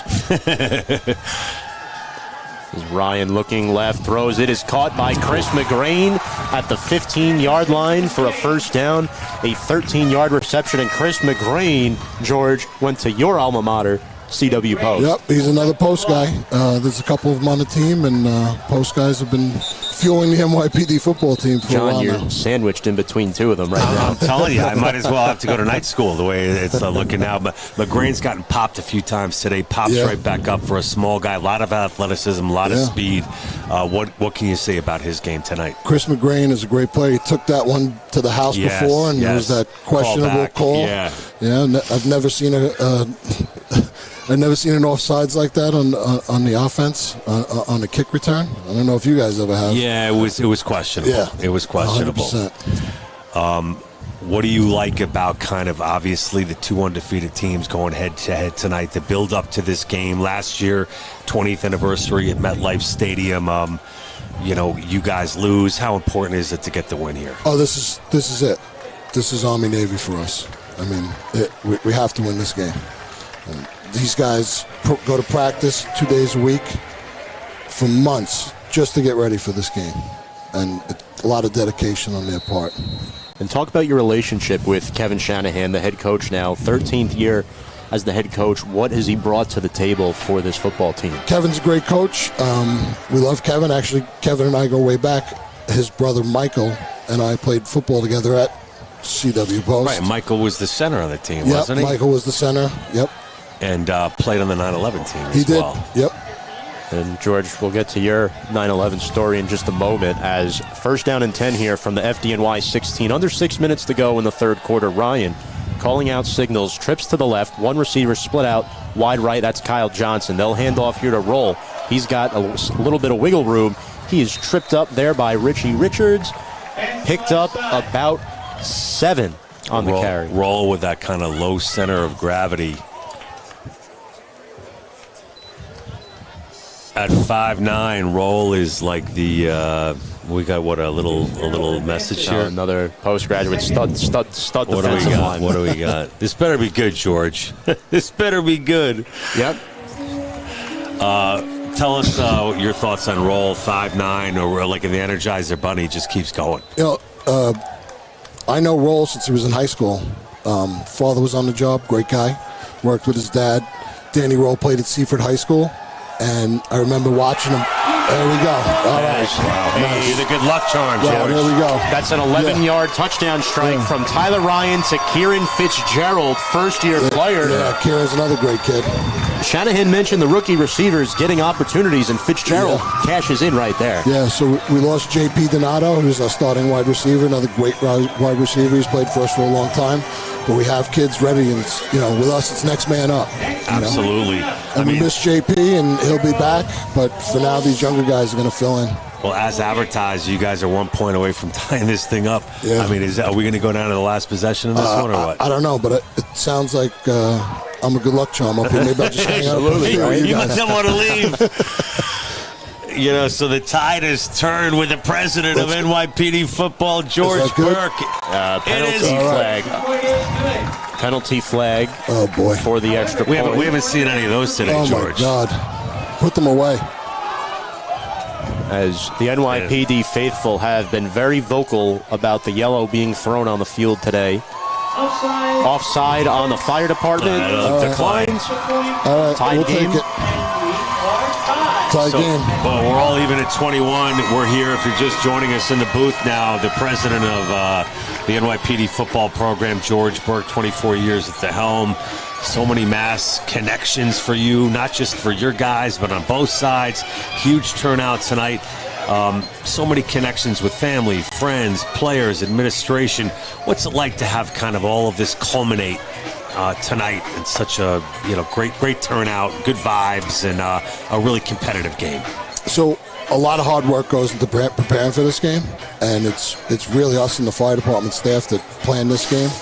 But on our end, we preach family, and they have the guys here from 1973 that started the team, and they're always a part of us. And if you play for our team, you're always part of our family. And, Sorry, Jordan. I want to talk about your 9/11 story. From you were actually watching it on TV, correct? Yeah. You're talking about that morning? Yes. Yeah. So that morning, I'll let this play go. He's decides to take it out. Well, yeah. Gutsy move. What will it pay off? This is Babby, and he trickles ahead towards the 23. But yeah, George, tell us a little bit about that. Yeah. So again, everyone has a story for 9/11. You never forget it. But I was assigned to that was a voting day, so I was going to be assigned to primaries. Yeah, so I was going to be assigned to a voting booth that day, and I woke up and I had. You're on the job. Yeah. Which borough were you in? I was in Queens at the time, and I turned on the TV in the morning. I see it smoking. They were like, "Oh, plane hit," and next thing you know, another plane hit. So I got in the car and drove to work. And they put us down there right away. All right, after this down, we're good. We're going to go back to the play. We're going to Ortega in motion. Conklin takes the snap, the pitch over to the running back, and there's going to be a penalty flag. It's going to come back. That was Fung. Might be holding. Inside 35-yard line. Yeah. Now looks like holding, right? Yeah, and Mustafa Young. Mustafa Young is sideline, and when you won the Fun City Bowl back in 2018 in Coney Island, he made the eventual game-winning interception. He did, and Mustafa Young is an absolute stud, and he's one of our best players, and he's all over the field. Yeah. Tom's talked about it all day today, sideline to sideline. We've said his name repeatedly. You need a guy like that, knows for the football, physical. Always around the ball. And sort of seems to be a step ahead. Yep. Now, FDNY, a much younger team. A lot of those guys weren't on the job when 9/11 happened, but for NYPD, there's still guys on the team, right, when 9/11 happened? Is there anyone? I feel like Basabi's been around for a while. Yeah, I don't think he was on the job then. Okay. But I mean, there's some staff that was, but for the players, I don't think there's anyone left. So walk us through after the snap here. What transpired on your day? Conklin pump fakes the screen pass here, and a nice play made there by the NYPD. Looked like Mark Ricketts got in there. Mark Ricketts, another good player. He's always all over the field. Mark, great player for us. So just so we can wrap that story up, 9/11, you're watching on TV, you're assigned to a booth in Queens, a voting booth. Yeah, I wasn't there yet. I didn't have to be at work until like 12:30, I think, that day. We watched it, the planes at the towers. I drove to work, and they put us on a bus and sent us into Manhattan. And from there, are you able to talk about it at all? It was clean up for a lot of it, yeah, right. Yeah, it was terrible. And there's been so many illnesses associated with that, George. How is that going with some of the guys that have died and continue to get sick 21 years later? Yeah, I got to be honest, it's pretty scary, actually. I mean, especially for you. Yeah. I mean, whenever something hurts, you're like, "Whoa, what was that?" Right. But we go. Everybody goes for checkups, and they do it once a year, and Let me ask you, I mean, without getting too crazy, But, you guys, people don't know what it's like, what you guys go through on a day-to-day basis, and with sort of the ups and downs of the political climate and the craziness in the world today. What keeps you focused on this job? Is this such an important job, and at times underappreciated, other times appreciated, but, navigating that, what's that like for you? I've always wanted to be a cop. My father was a cop. My brother was a cop. My whole family, my brother-in-law, my cousin, my uncle. So to us, it's the family business, Right. So you kind of take the good with the bad, over the years. Yeah, so it's something I always wanted to do, and it's something that I love, and I'm going to continue doing it. I got 25 years on the job now, so I'm going to stay with it as long as I Phenomenal. can. And I could have retired 5 years ago, but I still love the job. So I'm going to stick around. We'll see what happens. All right, I'm sure you get asked this a lot, but one last one in terms of you've had your success on the field here. You're hoping to get a win today. But at this point, we might be playing until 2 in the morning. I know. So, hey, by the way, what are the overtime rules today? We play college rules, so it'll come down to that. Right. I actually like college rules better than the pros. Yeah. It's a lot more fun. So you each get a possession. Yeah, we'll each get a possession. Down on if it goes that way. Yeah, if it goes that way. Let's hope Kyle takes one here and we don't have to do that. And here's Johnson, who's got some room. He's got a full load of speed, and he's finally tripped up. Kyle Johnson is a monster. Yeah. Okay? The kid's an absolute stud. And he gives you guys absolutely phenomenal field position. Oh, yeah. 34-yard return. Yeah. He played at Pace and went to Elmont High School. And Northeast 10 school. That's it, any 10. He made that look way too easy.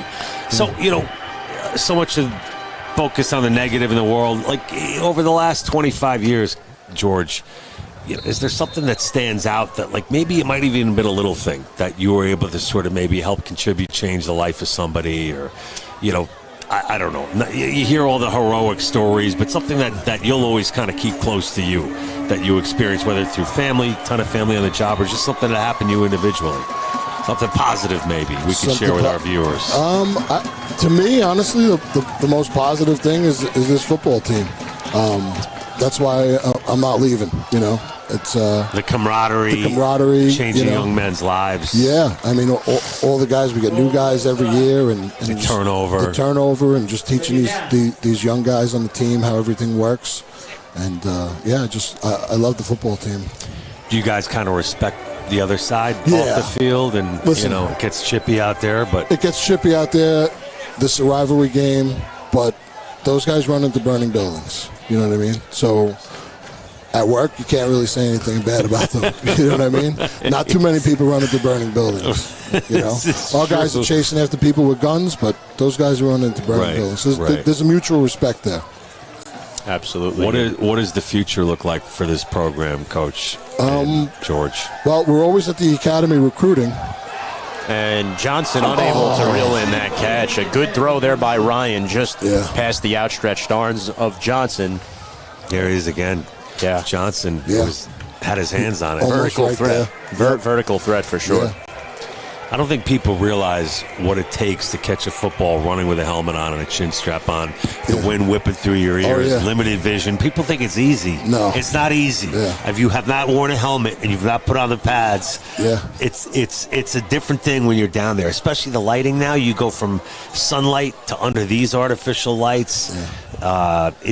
Lots factors into this. Yeah, that's why I played nose guard, so I don't have to deal with that. Absolutely. And George, a couple people say hello. Trish says, says, we love George Burke. Go NYPD. Trish is the daughter of the founder of the football team, Joe Lochran, who couldn't be here tonight. Oh, really? Yeah, so that's his daughter. That's so cool. What's up, Trish? And we love Joe Lochran. Too bad he couldn't be here tonight for the 50th. But Joe's the reason we're all here. We have a timeout here by the finest. We're going to step aside for a quick 15-second break. We'll be back with George Burke in just a couple moments. We're going to let you go in a minute, George. Sure. All right. Ryan Seacrest. First responders are people who stand for a greater purpose. When you call 911 and ask for help, first responders show up. Now, let's show up for the people who show up for us every day and every night.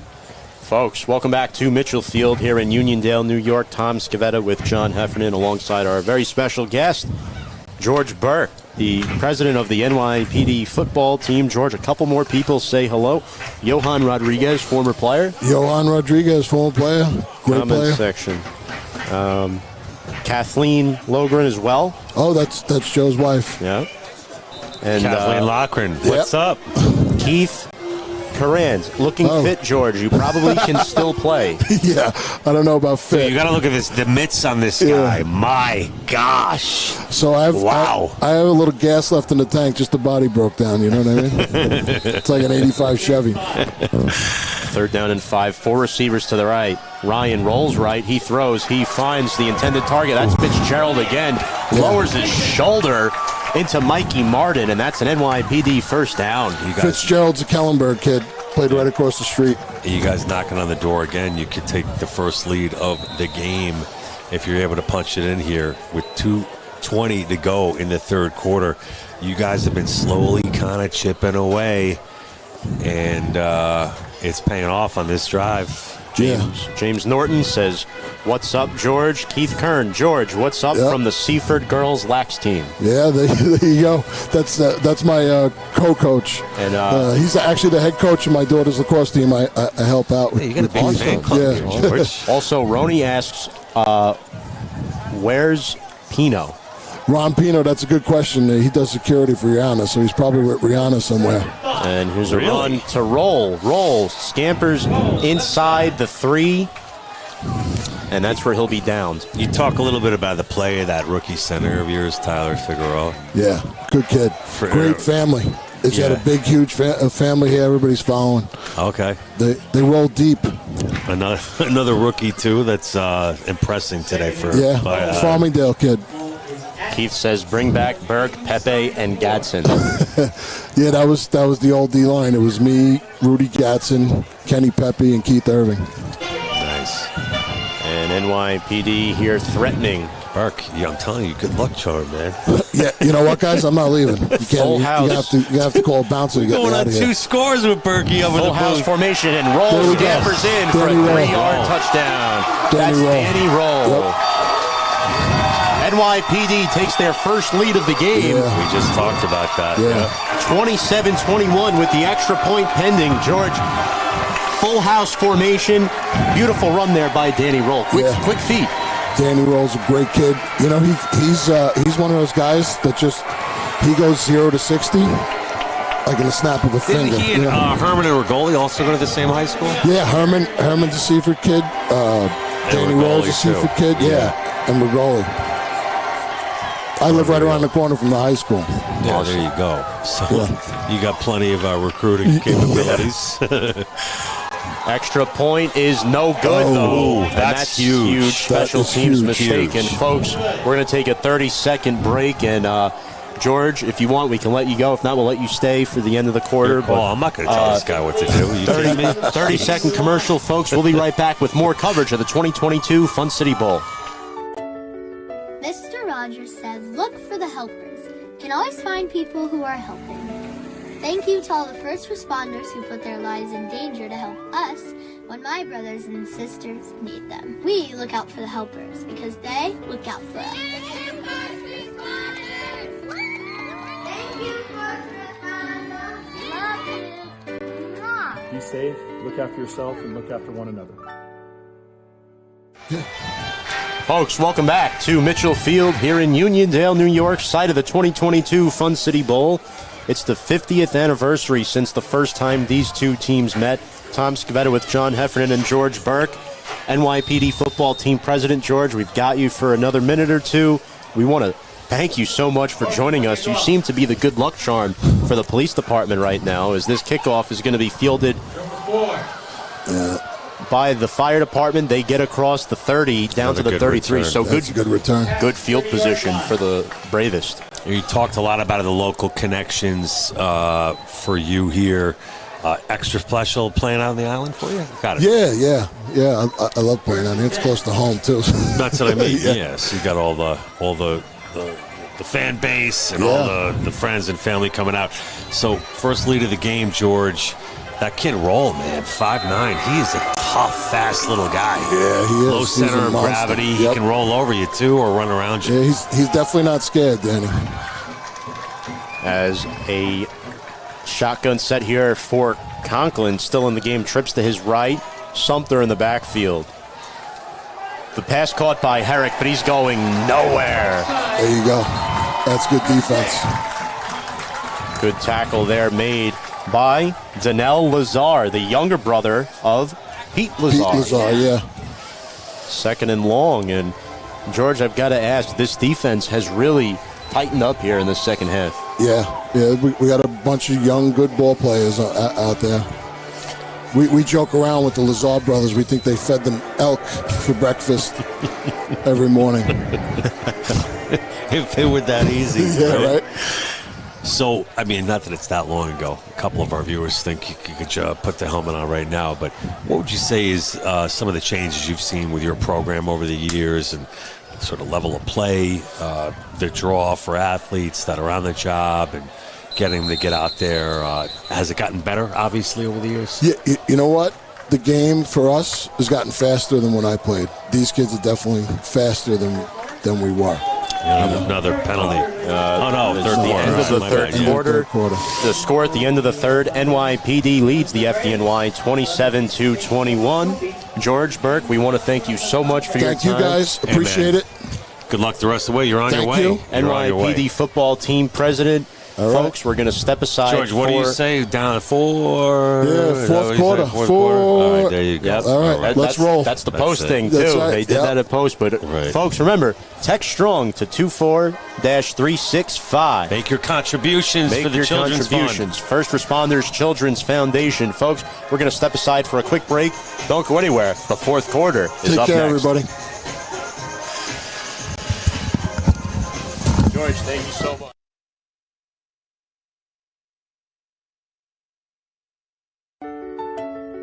Mr. Rogers said, look for the helpers. You can always find people who are helping. Thank you to all the first responders who put their lives in danger to help us when my brothers and sisters need them. We look out for the helpers because they look out for us.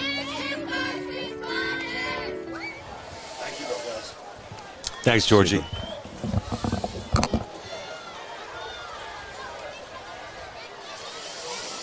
Folks, welcome back to Mitchell Field here in Uniondale, New York. Fourth quarter on their way. Conklin's going to take off, slides down at the 35-yard line. Might have been a late hit, 5-yard gain. NYPD pleading their case. We just spoke with George Burke. Conklin still in the game. And, John, we have a couple comments from the FDNY fans. Gina. Hello, Gina. Picciano saying hello. Let's go, FDNY. Maggie saying let's go, D. Karen Waldorf says FDNY, and Vinny Clemente says I worked with Jimmy Roll. And Neil is asking where's the starter? No update. FDNY. Rigoli, Conklin is replaced. Rigoli. It's been a combination, a 1-2 punch they've worked with all year. Who's the viewer that asked that question? Neil Flip. Yeah, it's been this way all season long. Good question, Neil. Good question. Yeah, definitely a good question. Conklin and Rigoli tend to split the reps. And I think a good example of what Conklin brings is his ability to scramble on that keeper, even though it's going to get brought back on the penalty against FDNY. Conklin showing he can move the ball, he can create. And with quarter 4 and under 15 to go right at the start here of the fourth quarter, head coach Kent Peak says, you know what, I want to switch things up. And that's what the Bravest are doing right now. Is Carasquillo with a comment saying, let's go FDNY. Come on, men. Margaret, shout out to Margaret Ott Day. Let's go FDNY, number 96, supporter of John Cunningham. NYPD 10 for Vinnie Morrow. Good luck, NYPD. I believe Vinnie Morrow's still number 10. Yep, that is correct. So FDNY faced with a 2nd and 25 following penalties, 15-yard penalties, Tom. Rigoli has twin receivers to each side. Heedle's in motion right. Conklin, it's Conklin, not Rigoli. Conklin throws and finds his intended target. Looked like Ortega. They pick up about 11 to 12 yards on that play, 3rd and long, so they got about half of it back, John. So Conklin showing a little bit of his repertoire there. Pump fake. completion. Ran the ball on the play before that, and kind of like I'm going to date myself here, but a little Flutie-esque, little Tarkenton-esque. You mentioned that in the Tri-State game, Flutie-esque, and also he's always moving, that guy. Quick shout out to Kerry Ann O'Connor saying good luck NYPD. And the PD fans have been very animated throughout. Credit to the PD fans in attendance here at Mitchell Field. We, of course, are right above them in the Prescott box behind the PD bench. Also, shout out to Andres Martinez on the First Responders Children's Foundation Facebook page saying go FDNY, and that pass is complete. I think they might. To Darren Payne. It is ruled a catch, but he's going to be about 2 yards shy of the first down. Rigoli forced out to his left. Conklin forced out to his left, makes the completion, but it's going to be short. I don't know, Tom. Do they go for it? They're not going to. But no, you punt the football, you try to get it back.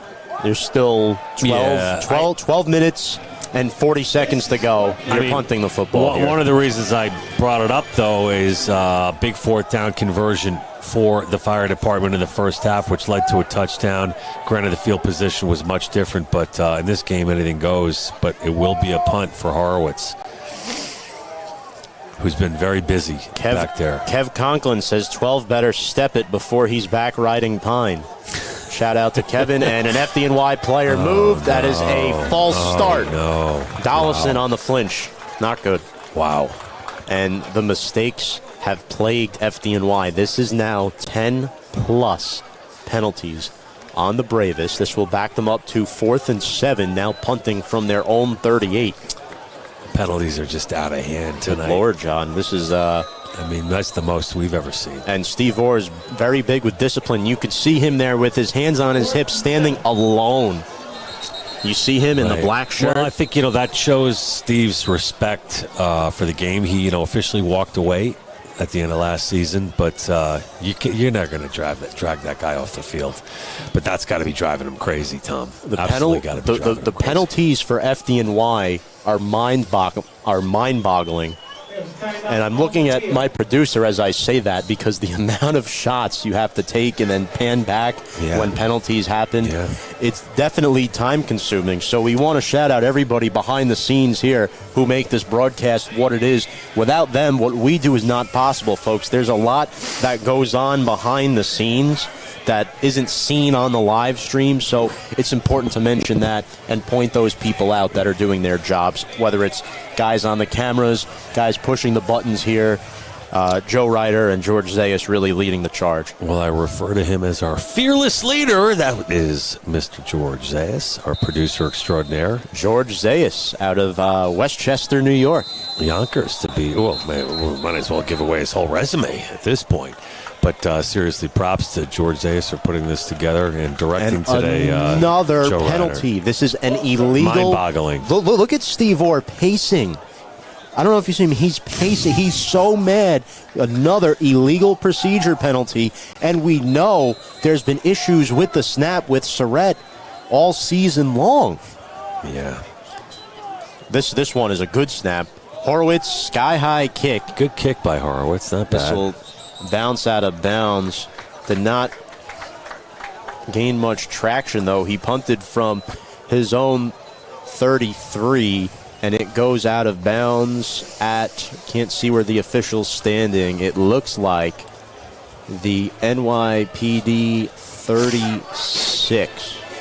So that is a 41-yard punt, if I'm doing the math correct. So not bad there for Horowitz. Yeah. Horowitz has been busy today. He has been. And you see here Mikey Martin checking in the game defensively for FDNY. And Mike Hart in there, along with Mike Silazitsky. Some reserves in the game right now. Need to mention that. Also looks like a reserve defensive lineman in there as well. With Tyler Ryan in the shotgun set, this guy scares me. He just seems to get stronger as this game goes on. 7th-year guy. He's been the starter for a while now. Twin receivers, he'll throw, fires it over. And that is caught by Nico Ramirez, picking up about 5 yards. Nice strike there, under 12 minutes and change here to go in regulation, and I'll tell you, NYPD is really doing an outstanding job controlling this game. They're not pulling away. FDNY is hanging in there tough, but, I mean, they've been taking advantage of those fire department mistakes all game long. No better indication of those miscues than in that last possession by FDNY. Shout out to Eileen O'Flaherty, Tassiello, and another penalty. This one. That's going to go against the police department. Yeah. It's like a chop block almost. I have never seen the flag in 4 years of calling this game. I have never seen the penalty flags been thrown this much. I think that was McGrain who with I don't know what they called it. It looked like a clean block to me. Like an illegal block in the back potentially. Oh, they're picking the flag up. Oh wow! It was McGrain who laid out. Yep. The bravest player. McGrain's a tough kid. Man, he's been not the through biggest a lot. guy either. No, Man, that was 6 foot 200. And 11:07 to go. Clock running. 3rd down and 6 for NYPD. A little chill in the air in this late spring, beautiful night here in Uniondale, New York.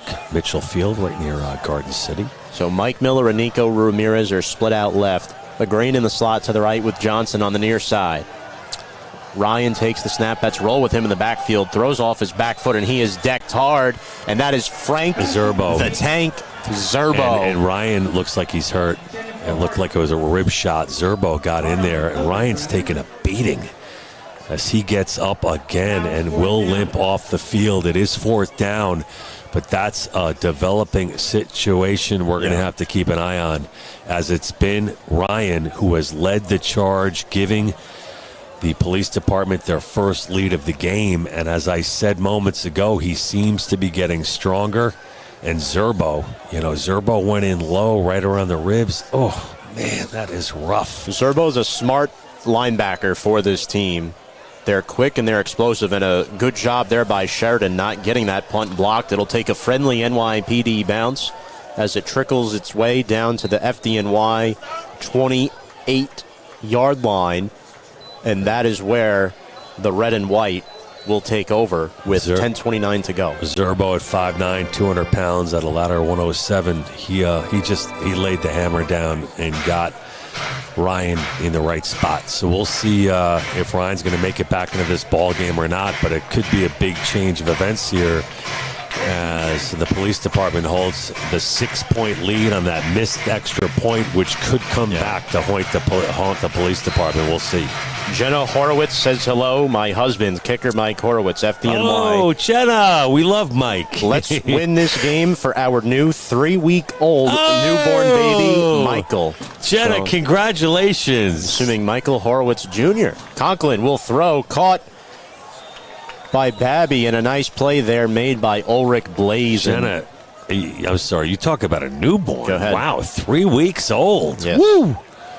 That's terrific. We're really happy for the Horowitz family and their new addition, little Mikey. Is that who it is? Absolutely. All right. Good job, you guys. We're proud of you. Darren Payne has checked into the game. Rick Dalcortivo checks out. We haven't called his name much No, we tonight. haven't. I'm surprised we haven't seen him too much. 4 receivers in the game, for FDNY. Trips to the left. Herman split out to the right.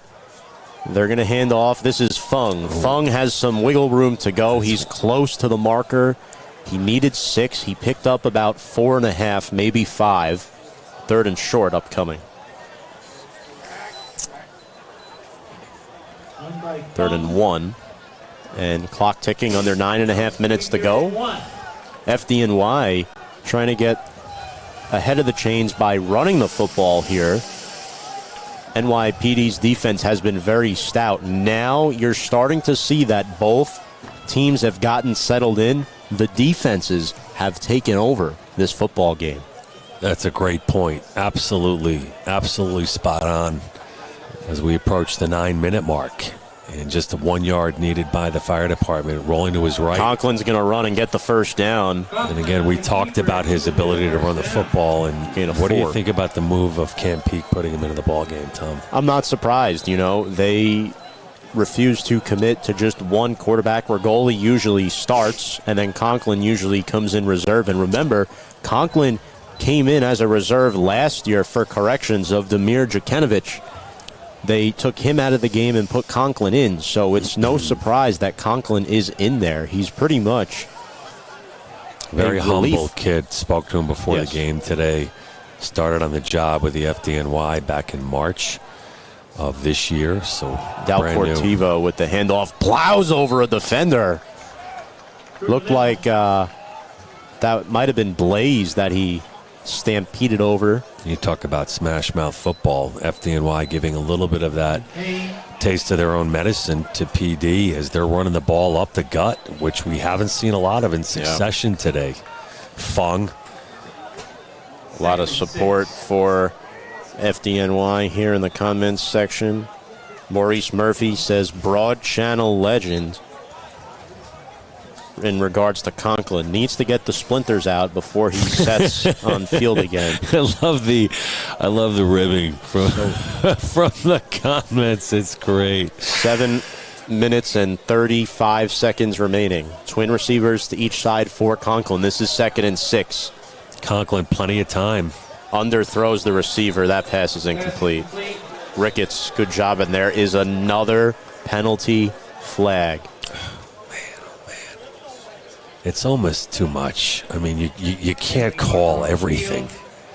I mean, if you want to throw a flag on every play of a game, you could do it. You can find roughing the passer on NYPD. That's going to be 15 yards. 15-yarder.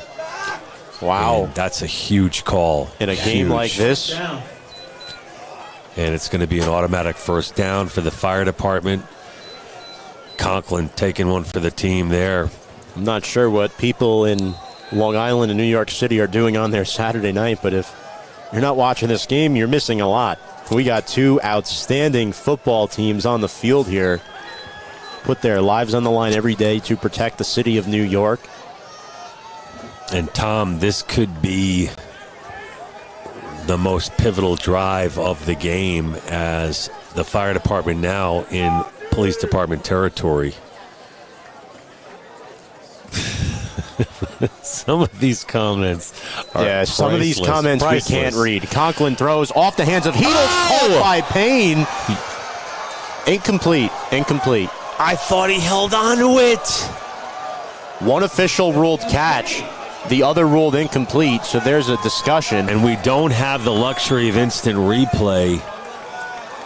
It went off the hands of Heedles. The ball floated up in the air, which is never a good thing. 2nd and 10. But it took an FD bounce, but it will be called incomplete. Yeah. And it's going to be second down, Tom, as you mentioned. And it is getting wild here in the fourth quarter. It is getting wild for sure. And again, just, couldn't thank enough the First Responders Children's Foundation for helping put on this show today. Without them, none of us are here being able to put on this live stream. It was nice to see Jillian, too, back in the booth. Absolutely. Great job. Great interview, as always, Jillian. We appreciate you watching. Conklin for a better spokesperson. Steps up in the pocket. He's going to take off. And he gets wrestled down. And Conklin has an FDNY first down. I mean, he fought for those last 2 yards. On 2nd and 10, a quarterback delayed draw. And that's exactly why he's in the ball game. Well, in my opinion, the play broke down, but there's a chance that was designed. This guy is nifty on his feet. Well, he creates something out of nothing. And again, you got to realize when you have those resources at your disposal, the receiving core, the underneath guys, it's going to wear down a defense. And you're starting to see a little bit of that now. Absolutely. The benefit that Conklin has to this bravest football team. Conklin trips to his left, takes the snap on 1st and 10 from the NYPD 28, misses Payne, incomplete. And John, one other firefighter Conklin hit again hard. One other firefighter I want to mention is Tommy Elkers, who passed away last year in 2021 out of Ladder 44 and Bravest football alumni. He died of World Trade Center-related illnesses. A firefighter. We honored him against the Shields game. Yes, we did.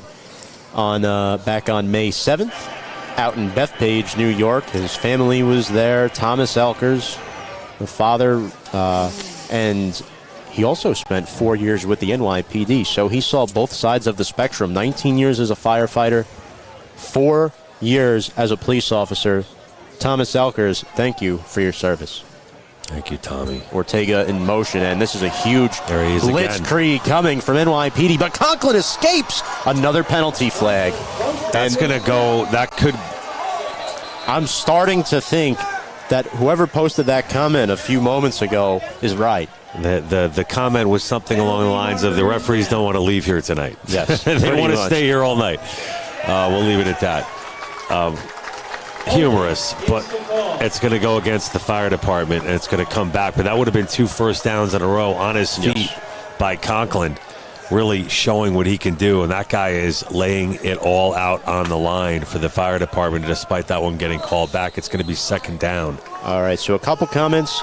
Keith, just moved to Tampa a month ago. I attend every year. Thanks so much for showing this live. Keith, no problem. The pleasure is ours.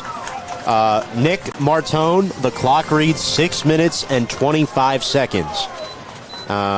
What's for breakfast? I don't know. I guess it's getting late. Yes, that's the point. Nick, 6:15 to go here in the 4th quarter. 2nd and 17. Conklin harassed. He is he escaped. He escaped, and he's still going. He's on his feet. Look at him move. That's got to be the run of the game, even though he gets it right back to the line of scrimmage. Wow! It was like a magician's act out there by Conklin. I mean, he broke 2 or 3 tackles. He was in the grasp. He should have been down. And Conklin somehow busts 3, but it's still going to be 3rd and 16. Wow, Tom. I mean, this is a guy who worked for the Department of Sanitation a year or 2 ago, and now he's a fireman, and he's on this football team. John. And this is nothing but garbage time. We're not going to call it that because this kid is putting on a show. Wow. I'm telling you, it took him a little bit to get the rust off, get his feet wet into the game, but I'll tell you, unbelievable. Looking like Big Ben out there, says Richard Ford. That's another decent comparison as well, but 2nd down and 22. Not quite the same size. No. He's 5'11", 220. Build on the roster, that is, and it looks like Fung in the backfield. This is 22 yards to go. Man, they got an uphill climb as these penalties continue to ravish both What's sides. The over-under of a penalty on this one? Conklin stepping up, and now he is sacked from behind. The first to get there was Tejada. Cleaning up the trash for NYPD was big man number 25, Pete Lazar. Yeah, Lazar's a big guy, number 25 for the NYPD, coming in and showing what he is capable of. Just a big play by Lazar. Lazar had a sack in the game last year against Fire Department. He displays pure power. He's a physical guy who will punch you in the mouth. Again, 14th year with this team. He's a veteran. And it's those guys that are going to make the difference, the experience. 3rd and 22. Conklin, he's getting backed up again. It's Lazar yet again. Pete Lazar. You live by the sword, you die by the sword. And Conklin learning that firsthand here as we get down to the 4-minute and 15-second mark.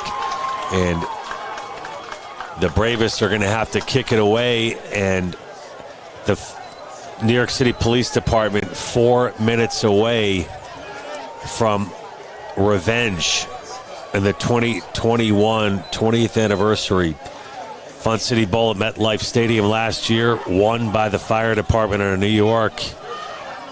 And they're going to have to eat some clock here. Horowitz to punts. 48, and NYPD picks it up. And Johnson is downed by Hart. And there's a penalty flag as there's a little scrum on the field there. NYPD number 27, Kevin Young, got into it with number 25, James Mahoney, for FDNY. And Kyle Johnson getting away with one there, muffing the punt, able to get back on it. And that would have been an absolute heartbreaker for PD if they turned it over there. Again, punts have been an adventure on both sides today. Absolutely. And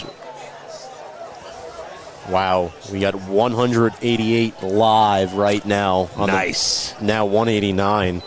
Nice. Folks, keep the shares coming because we're getting down to crunch time. Under 4 minutes to go. We are here. We are here. If I'm not mistaken, the NYPD, when they won the Fun City Bowl in 2018, I believe the final score was 27-21. Need to fact check that as handoff there, and well, they're going to keep doing that behind the backbone of this offense. As Shanahan mentioned that their practices, they've been pretty good all year. They got a lot of work done this week. Practice on Thursday, look sharp, walk through on Friday, and it's really the offensive line that's the bread and butter to this offense. And now we have a timeout taken by FDNY. And with 3:24 to go, for those of you watching at home or wherever on your devices around the country, NYPD up 27-21, and we're going to take a quick 15-second timeout. Back after this.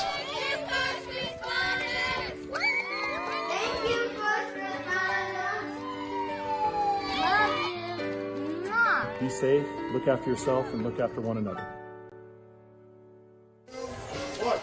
Folks, welcome back to Uniondale, New York. This is Mitchell Field Complex in Nassau County, Long Island. My name is Tom Scavetta. His name is John Heffernan. We're here calling the 2022 Fun City Bowl.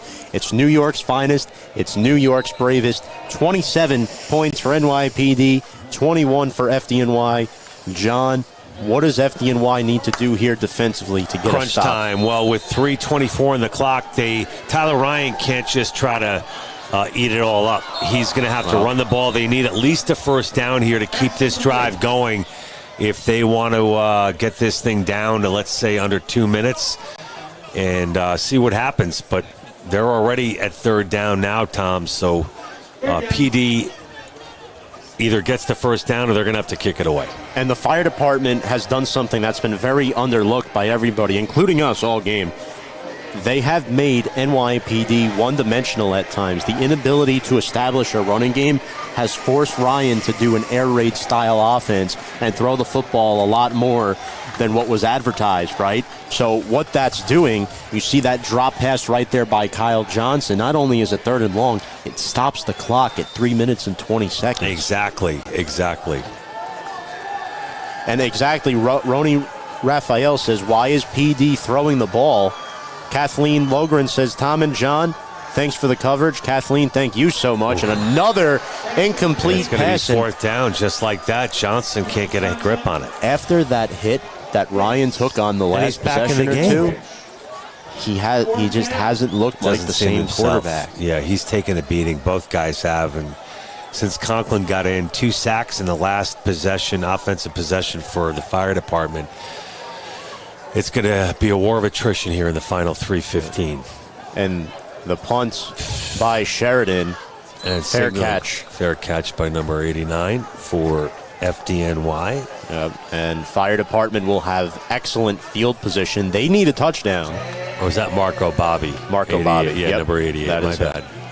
So Cameron Peak right now, what are you saying to your team? Mark Pop, the offensive coordinator, what are you saying to this offense that hasn't scored any points in quite some time, John? Rigoli comes out, Conklin comes in, and as I said, live by the sword, die by the sword. He's had a couple of big gains on his own, but I think you've got to work in your go-to guy, and Joe Herman. He's been the hero here today in the first half, and we're going to need a big play from the FDNY, and it's going to have to come from one of their receivers, in my opinion, here with 3:14 to go. And we will see what FDNY can do offensively. they've been quiet. Conklin looking left, throws caught. Darren Payne. It is caught. First down. Conklin got smacked there right at the end of the play. Yeah. And we have a shot of the trophy here. Yep. As you can see. Looks like Scott Perrin's standing around there, getting ready to present it to the winner of this game. But Tom, not too early to start talking about your thoughts for MVP. I know a lot rides on this possession right here. Yeah, that's what I was going to say. In time, 2:45 left on the clock. Rowe. Conklin throws, it is caught. This pass is caught by Bobby again. He is inside the 35, down to the 33. He picks up 12. And Bobby, with a couple of spin moves, gets a couple of extra yards. A huge first down for the New York City Fire Department. Fire Department is coming on. A lot of comments in the comments section. We're trying to get to as many as we can, folks. We do apologize if we don't get to all of them. There's a bowling tournament, wow, for the police, fire, military on July 22nd through the 24th. Very interesting. Let's go, NYPD, says Christy Ravello. Conklin looking, rolls right, throws, finds his man. Looks like there might be Payne again. Plenty of time Conklin had to throw the football, calm, cool, and collected. Another reception for the fire department. That was Bobby, actually. And it's going to be 2nd and 2, and this impressive drive continues. 1:48 remaining in regulation, 27-21. NYPD leading. NYPD with a defense chant. FDNY, twin receivers to each side. Sumter in the backfield. Conklin takes the snap, looking left. Hesitating, rolls right now. Surveys, throws deep, penalty flag, pass incomplete. We have to await the call. And plenty of time once again for Conklin to throw the football.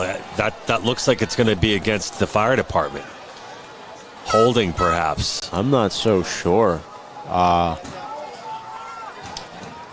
We have to wait and see. It's been a guessing game all game. Wow, over 200 viewers now. And penalty is against the finest.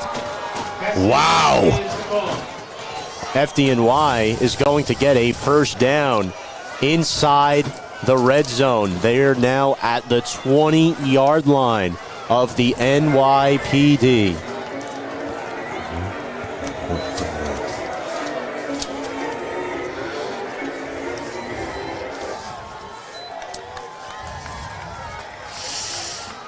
All right, so first down and 10. They're inside the 20. They're moving it up to the 15. Once again, it's a penalty flag that has had a huge impact on another drive. Ortega in motion, right. Low snap, Conklin. The screen pass caught by Heedles. Makes one man miss. He's running. He's looking for some room. He's running sideways now, and Steve Orr, I bet you he has his hands over his head after that. Looking maybe to stop the clock and get out of bounds. I mean, you still have a minute and 11 seconds left. You're inside the 20.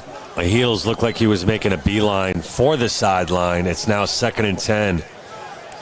Kevin Conklin says, my 3-month-old is now watching. My uncle better not disappoint. Oh, nice. Congrats to Kevin. John Conklin, if he comes back and they score here and win, he's the MVP of this game. Even though he only played one half, mounting a comeback against an NYPD defense that has been stout, arguably the best in the league. Well, both of these teams will argue that their defense is the best in the league this year. And Tom, I think just anchoring a drive like this, John, you have to give it to the quarterback. I couldn't agree with you more. And Tom, we got to talk about that missed extra point by the police department of New York City. It's going to come back potentially to absolutely haunt them here with 1:11 to go in the game here at Mitchell Field. Fans, if you're just joining us now, NYPD with their first lead of the game, getting that here in the fourth quarter. Absolutely. And it's been back and forth since then, FDNY poised with 2nd and 9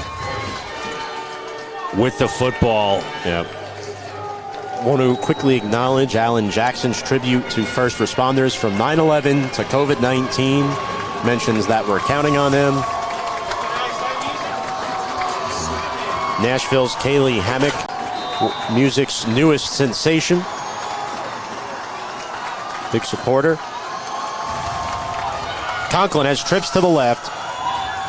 He's looking. He might take off again. He's looking. He throws over the middle. Pass is incomplete. 3rd and 9 upcoming. Dangerous pass. Yeah. Broken up. Johnny O. Big stop. Let's go. Miss being out there and with PD playing. Chris Feely with a comment. Chris Feely, I think I remember your name on the roster a few years back, like 3 or 4 years ago. Ricketts has been invaluable for the NYPD, the 6', 200-pounder out of the 48th precinct. 105 to go. Keith says this is better than the Giants and the Jets. Very, very interesting comment there. And NYPD, let's give Robert Marzano some credit, number 61. He is getting the sideline pumped up for the NYPD. Conklin faces a 3rd and 9 here. Biggest play of the game for the fire department right now, 3rd and 9. 105 to go from the PD 14-yard line. Conklin has a little bit of time. He's going to take off. Conklin has the first down and more. He's plowing ahead inside the 5. He is down to the 3.5-yard line. First down. Conklin just getting on the job for the fire department of New York City in March of 2022. Can he be the hero tonight? All I'm going to say is this. If FDNY scores, the extra point is the most important extra point of Mike Horowitz's career. And in the history of this rivalry, perhaps. And can you imagine the pressure? But let's not get ahead of ourselves. It is 1st and goal from the 9-yard line. 52 seconds remain. Timeout. New York City Police Department. John Conklin, outstanding run. NYPD, again, they've been great defensively. They lead the all-time series in the Fun City Bowl, 31-17. Again, John Conklin absolutely willing his way on the gridiron here in the 4th quarter. Yeah. And there's only 52 seconds to go, John. I mean, this game, they've played at the Orange Bowl, the Rose Bowl, the Link, MetLife Stadium, Giants Stadium, MCU Park, and Coney Island. Unbelievable. Matthew Jones, this quarterback for FD is awesome. How many timeouts does FD have left, says Demir. I want to say they have 1 after that. They've got first down with a couple of cracks at the end zone. Oh, we shall see. It's all come down to this. Yep. Tamir, I'm getting confirmation there's 1 timeout left for FDNY. NYPD sideline is getting riled up. The kids are getting riled up.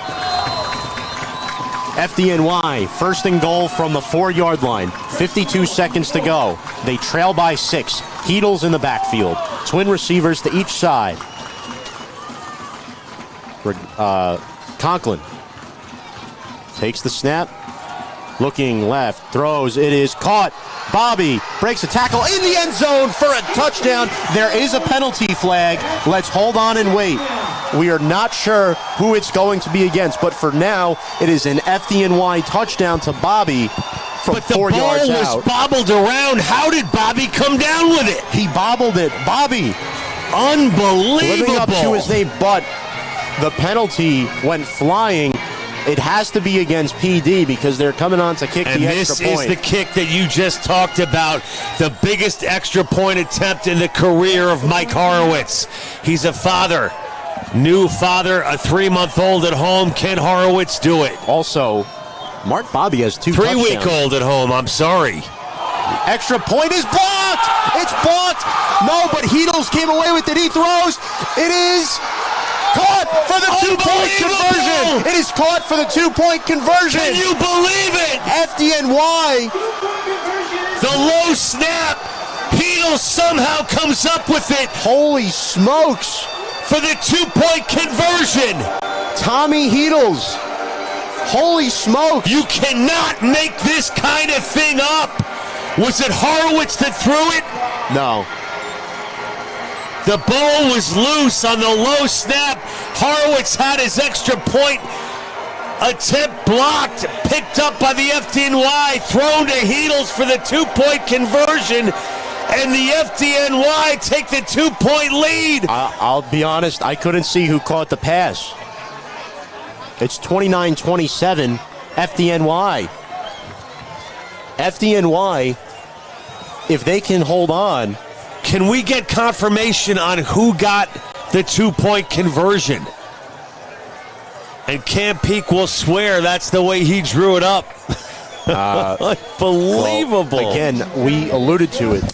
Issues with the snap, and Heedles was able to make that throw to the end zone.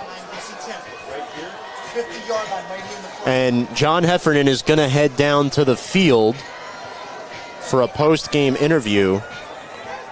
Al Garcia, former FDNY offensive lineman, commenting in the comment section. Kira O'Connor, wow, disappointing. Very unbelievable play. Yes, that was an outstanding play. 2-point lead for the fire department, but there is still 46 seconds remaining, and Kevin Shanahan is giving the officials an earful right now. He is unhappy.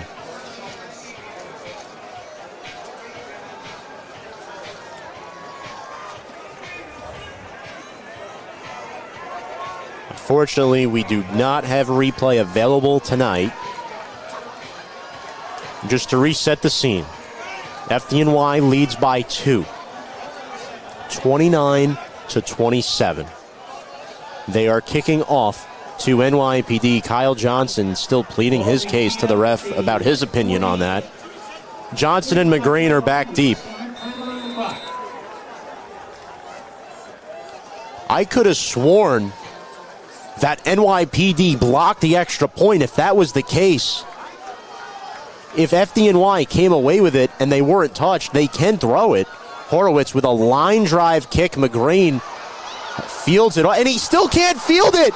Mustafa Young picks it up, and he's going to be brought down inside the 5, and a face mask penalty against FDNY just rewarded NYPD 15 yards. So NYPD was about to get the ball inside their own 5-yard line. The 15-yard penalty moves NYPD up. What a huge mistake there by FDNY. You cannot do that. Chris McGreen is fumbling with the football off his leg. Personal foul, grabbing the face mask. And a face mask on Tim Dollison. You can't make this up. You can't make this up. This is incredible with the way this has all panned out. It's mistake after mistake after mistake, but it's also heroic play after heroic play.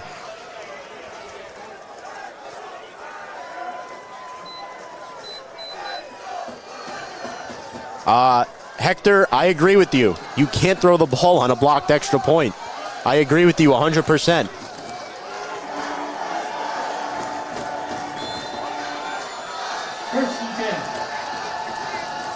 But we're not entirely sure who got a piece of that in. Ryan overthrows roll.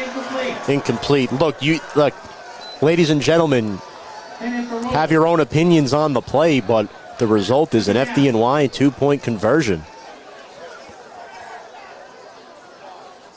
The officials allowed the play to continue. Heedles made the throw for the 2-point conversion.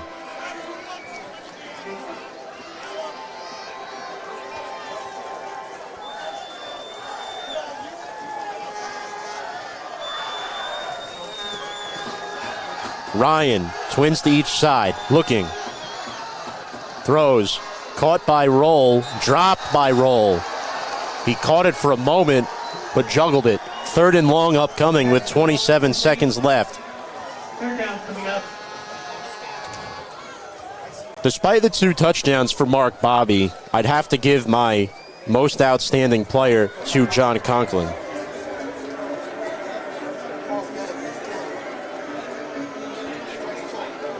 because John Conklin has played a miraculous game coming in relief in the second half.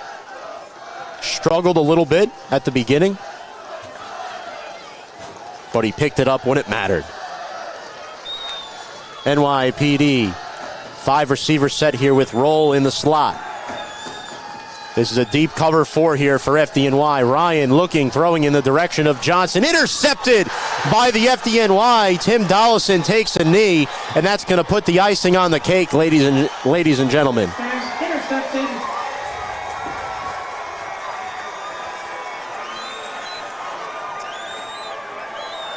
Dollison on the intercept. Dollison had a pick last year against PD as well. Matthew Jones says, I do believe if the ball isn't touched, then it's after blocked, then it's okay to throw.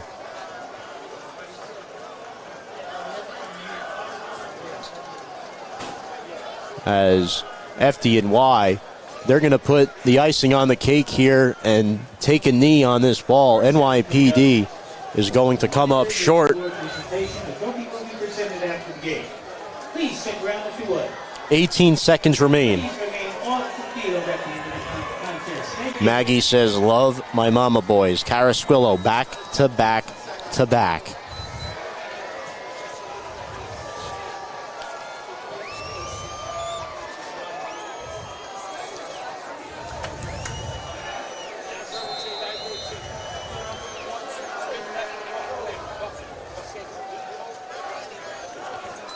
Conklin will take a knee on it.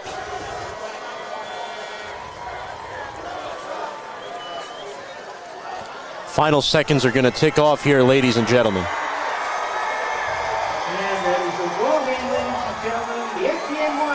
So at 10 o'clock is when the game ends.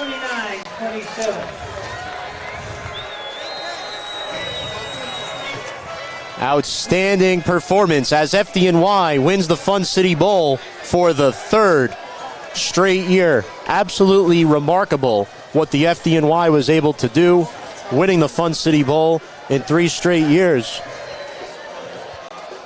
As we're going to have John Heffernan down on the field with an interview once the teams exchange hands. NYPD now leads the rivalry 31 games to 18. What a game. FDNY wins. What a comeback. To recap, FDNY, they took the lead early in this game. They were up 14-0. NYPD came back.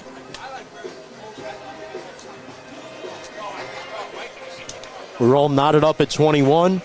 And then FDNY, led by John Conklin, who threw a 4-yard strike to Mark Bobby. Time of the game, 3 hours and 18 minutes.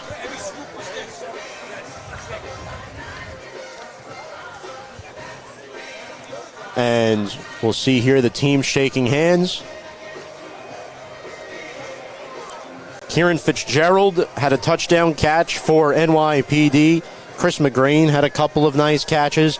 Kyle Johnson, I had what I believe the official yardage was a 93-yard touchdown catch. We'll have to watch the film and get the official review on that.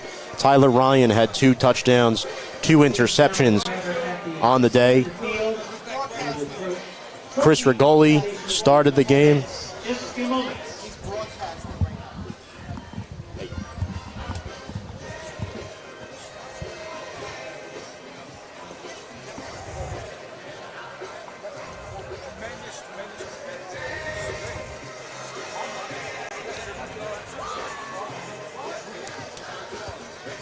As we're going to have an interview in just a moment, folks. Don't go anywhere. Stay tuned. We will have the presentation of the Fun City Bowl trophy rewarded to the fire department.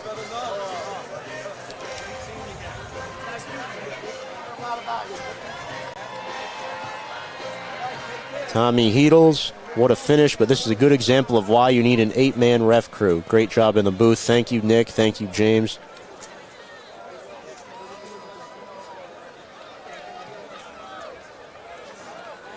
Tom LaMacchia with the comment.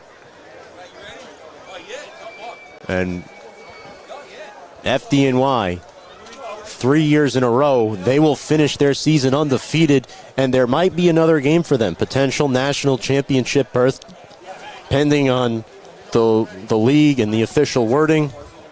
NYPD will have to wait and see if this was their last game of the season or not. We will know later on.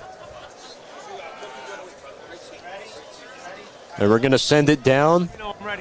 We're going to send it down to the field to John Heffernan right now for our post-game interview. John, whenever you're ready. An amazing finish to the 2022 version, NYPD versus FDNY. You got inserted into the ball game in the second half. I'm here with quarterback John Conklin. John, you got on the job with the FDNY in March of this year. Coach Peak put you in the ball game, replacing with goalie. You orchestrate one of the drives, has to be of your life here in the fourth quarter to get the tying touchdown. Take us through that final drive. I just trusted in my O-line, give me time to throw the ball, and my receiver. I don't know, they make plays. You would have couple huge runs there.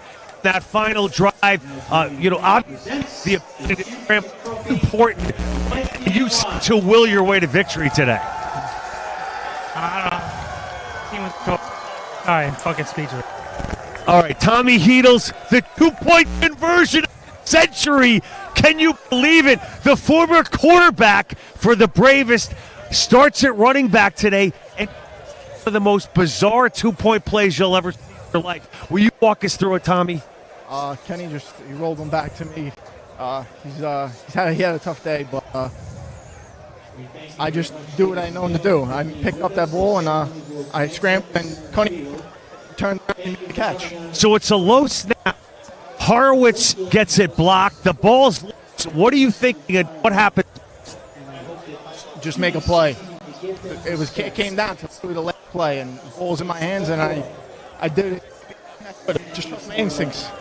So you get it out of your hands and walk us what you see from your perspective.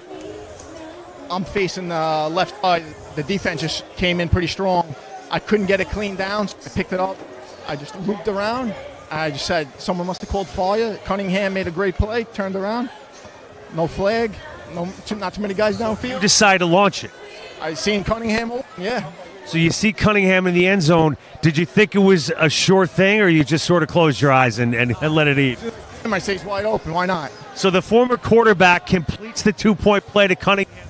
Win FDNY. I mean, one of the wildest finishes we'll ever see. The fire department of New York retains the championship after the win in 2021 on the 20th anniversary of 9/11.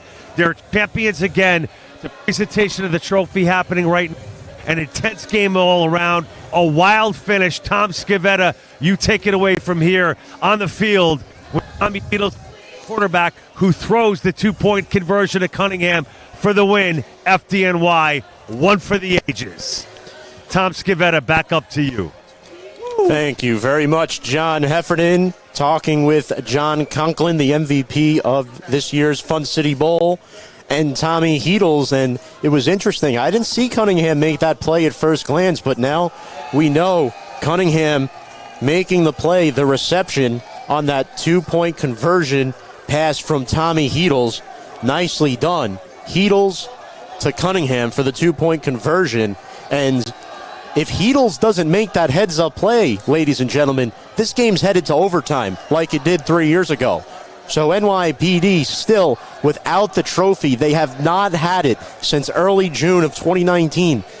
NYPD loses the Fun City Bowl for the third year in a row in an absolute heartbreaker. They held a 6-point lead late until FDNY took it over. And folks, if you have any last comments, feel free to pitch them in the comments section here. Appreciate everybody from both sides. NYPD, FDNY, First Responders Children's Foundation, everybody who's tuned in tonight, you have all been awesome.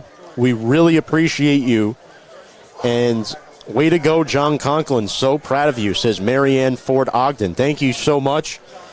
Tina Sanseverino, great job, FDNY. Margaret Ott Day says, way to go, number 96, And I believe we're going to wait for John to get back up here for the final credits. Okay, so, folks, what we're waiting on right now, John Heffernan is trying to get John Cunningham for a quick, brief interview. 2-1 back. Here we are. 2-point. I think drawn up any crazier than what happened on the final moments. No, definitely not. We practice all the time, but once we didn't see the ball kicked, we know to go to the pylon, get over there, get open, and Tommy threw a perfect pass. So Horowitz has the extra point blocked, the all-important that would have given you the go-ahead, or it was a bad snap. Ball's loose, Heedles go to the end zone. What are you thinking? Yeah, we practiced it. Happened all, but it was broken. Were you in the right place at the right time, or is that something that was a little deeper in the end zone? But I got there. So, John, for the ages, 2-point conversion, what game, wild finish. Any final you guys put out tonight? PD's an awesome team. It got chippy, but it always does, and it's amazing. And one of our MVPs here was receiving the pass from Heedles on the 2-play FDN 2022 Fun City Bowl. Back up to you, Tommy. Thank you very much, John Heffernan. That was John Heffernan and John Cunningham down at the field. Cunningham, the recipient of the 2-point conversion. And are we waiting for John Heffernan to get back up here? Yes, we will, folks. So stay tuned for just another couple moments as Heffernan takes his job up to the stands. You can see from afar here FDNY hoisting the 2022 Fun City Bowl trophy. Wow, interviews with Conklin, Heedles, and Cunningham. What a night for the fire department of New York City. Let's also note Chris Rigoli threw 2 touchdown passes in this game. He was great. We had Evan Flowers score the touchdown on the blocked punt. We also had Joe Herman and Marco Bobby, the recipients. And folks, before John Heffernan comes back, we're going to step aside for a quick 1-minute break. Don't go anywhere. John and I have our final thoughts when we return. There is a mental health crisis in this country that has hit the children of first responders the hardest. These kids live each day with the fear that their first responder parent may not come home. I didn't get to say good night or I love you or I'll see you soon. That's been the hardest part for me. It was very restless at nights when he'd have to go in for a fire because it was a really big fire and they asked for more people. So he got scared every once in a while every time he had to go in. A lot of kids don't feel comfortable talking to their parents about this information. Where if they knew that there was resources out there, I think they would use them. No child should have to carry this burden. The First Responders Children's Foundation Resiliency Program provides mental and behavioral health support. Join us in our mission. Their future depends on... Folks, welcome back to Mitchell Field.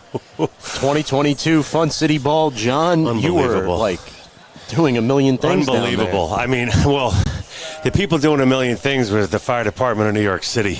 I've never seen an ending to a football game quite like the one we saw tonight. Excuse me for being out of breath. I'll let you on the catch field. your breath. But I mean, just unbelievable. And what's funny is John Cunningham, the recipient of that 2-point conversion on the busted extra point attempt, said they've practiced that before. Really? And it paid off. Big dividends. Heedles, former quarterback, I mean, you can't plan it any better, picks up the loose ball and converts the winning 2-point conversion to give the fire department of New York City the win in the 2022 Fun City Bowl. Defending champs, now back-to-back champions, and a wild finish to a very fragmented game. Tom, a lot of penalties. Yes. But you really gotta. I love the humility of Conklin, who just didn't have a whole lot to say at the 50-yard line after the game. A humble, quiet kid, but I got to tell you, he showed who he was tonight. Inserted into the ball game in the second half, and he willed the fire department of New York City to a victory tonight. Need to give Chris Rigoli some credit as well. 2 touchdown passes from him in the first half. But Conklin is the MVP. Chris. You know, that's been a 1-2 punch by design by first-year head coach Cam Peake. We saw it against the Tri-State Shields. We saw it again here tonight. And if nothing taken away from Chris Rigoli. I think the fact that he is selfless enough to let Conklin have his do his thing. Two very different style quarterbacks, but it's worked all season, and the fire department of New York City is now undefeated at 5-0, and the 2022 Fun City Bowl champions. NYPD's touchdowns tonight were scored by Kyle Johnson, Nico Ramirez, and Danny Roll. FDNY, you had Joe Herman, you had Mark Bobby twice, and then you had Evan Flowers on that blocked punt. Time of the game was 3 hours and 18 minutes. John, any final thoughts before we sign off? I want to give credit to Tyler Ryan. This guy was beat up all game long. They were putting him back together with duct tape tonight. He kept coming out there and played banged up and did an admirable job, brought his team, got them the lead, came back, and, just a game of penalties that really slowed things down tonight, but just that's the way it was called, and it was called that from the opening kick. And also another guy that I really want to give credit to that stood out tonight, the toughness of Danny Roll. That kid is tough. He is fast. I'm talking about the running back for the police department. Impressed the heck out of me. And, this is a rivalry. It's well-attended, and it's that way for a reason. If you haven't had an opportunity to see these two teams play, be sure to be here next year. Watch it again on YouTube tonight, tomorrow. It'll be posted. And what a thrill. What an amazing day, from the Navy SEALs jumping out of the sky, 4 parachutes, the flyby by the NYPD choppers, the turnout, the bag and pipe crew, the fans. Just a gorgeous day and so much fun. And you really couldn't have scripted it any better, Tom. Absolutely, and we want to thank... if you're a fan of FD, but just a competitive, crazy game. Entertaining. We want to thank Steve Orr, the FDNY Vice President, for coming up here in the booth, as well as Jillian Crane, the President of the First Responders Children's Foundation, and George Burke, the NYPD football team president. They were all awesome interviews, and John, I want to thank you as always. Absolutely. I better get first-year Commissioner Keyshawn Sewell in here next. We missed you. And also, Kavanaugh, we missed you. We got to have you back here next year or come up to the booth. We missed you guys. You're doing a great job, and we'd love to talk to you. But anyway, Tom, yes, go ahead. Folks, we'd like to thank all the viewers on Facebook Live and everyone for tuning into our coverage tonight. Tonight's broadcast was a production of the First Responders Children's Foundation. Our executive director was George Zayas. Head producer was Joe Ryder. Technical operators were Mike Lombardi, Bahir Mustafa, and Tim Austin. For John Heffernan, I'm Tom Scavetta saying so long from Uniondale, New York. The final score, FDNY 29, NYPD 27. You've been watching the 2022 Fun City Bowl here on Facebook Live. Have a good night, everybody. Good night, everybody!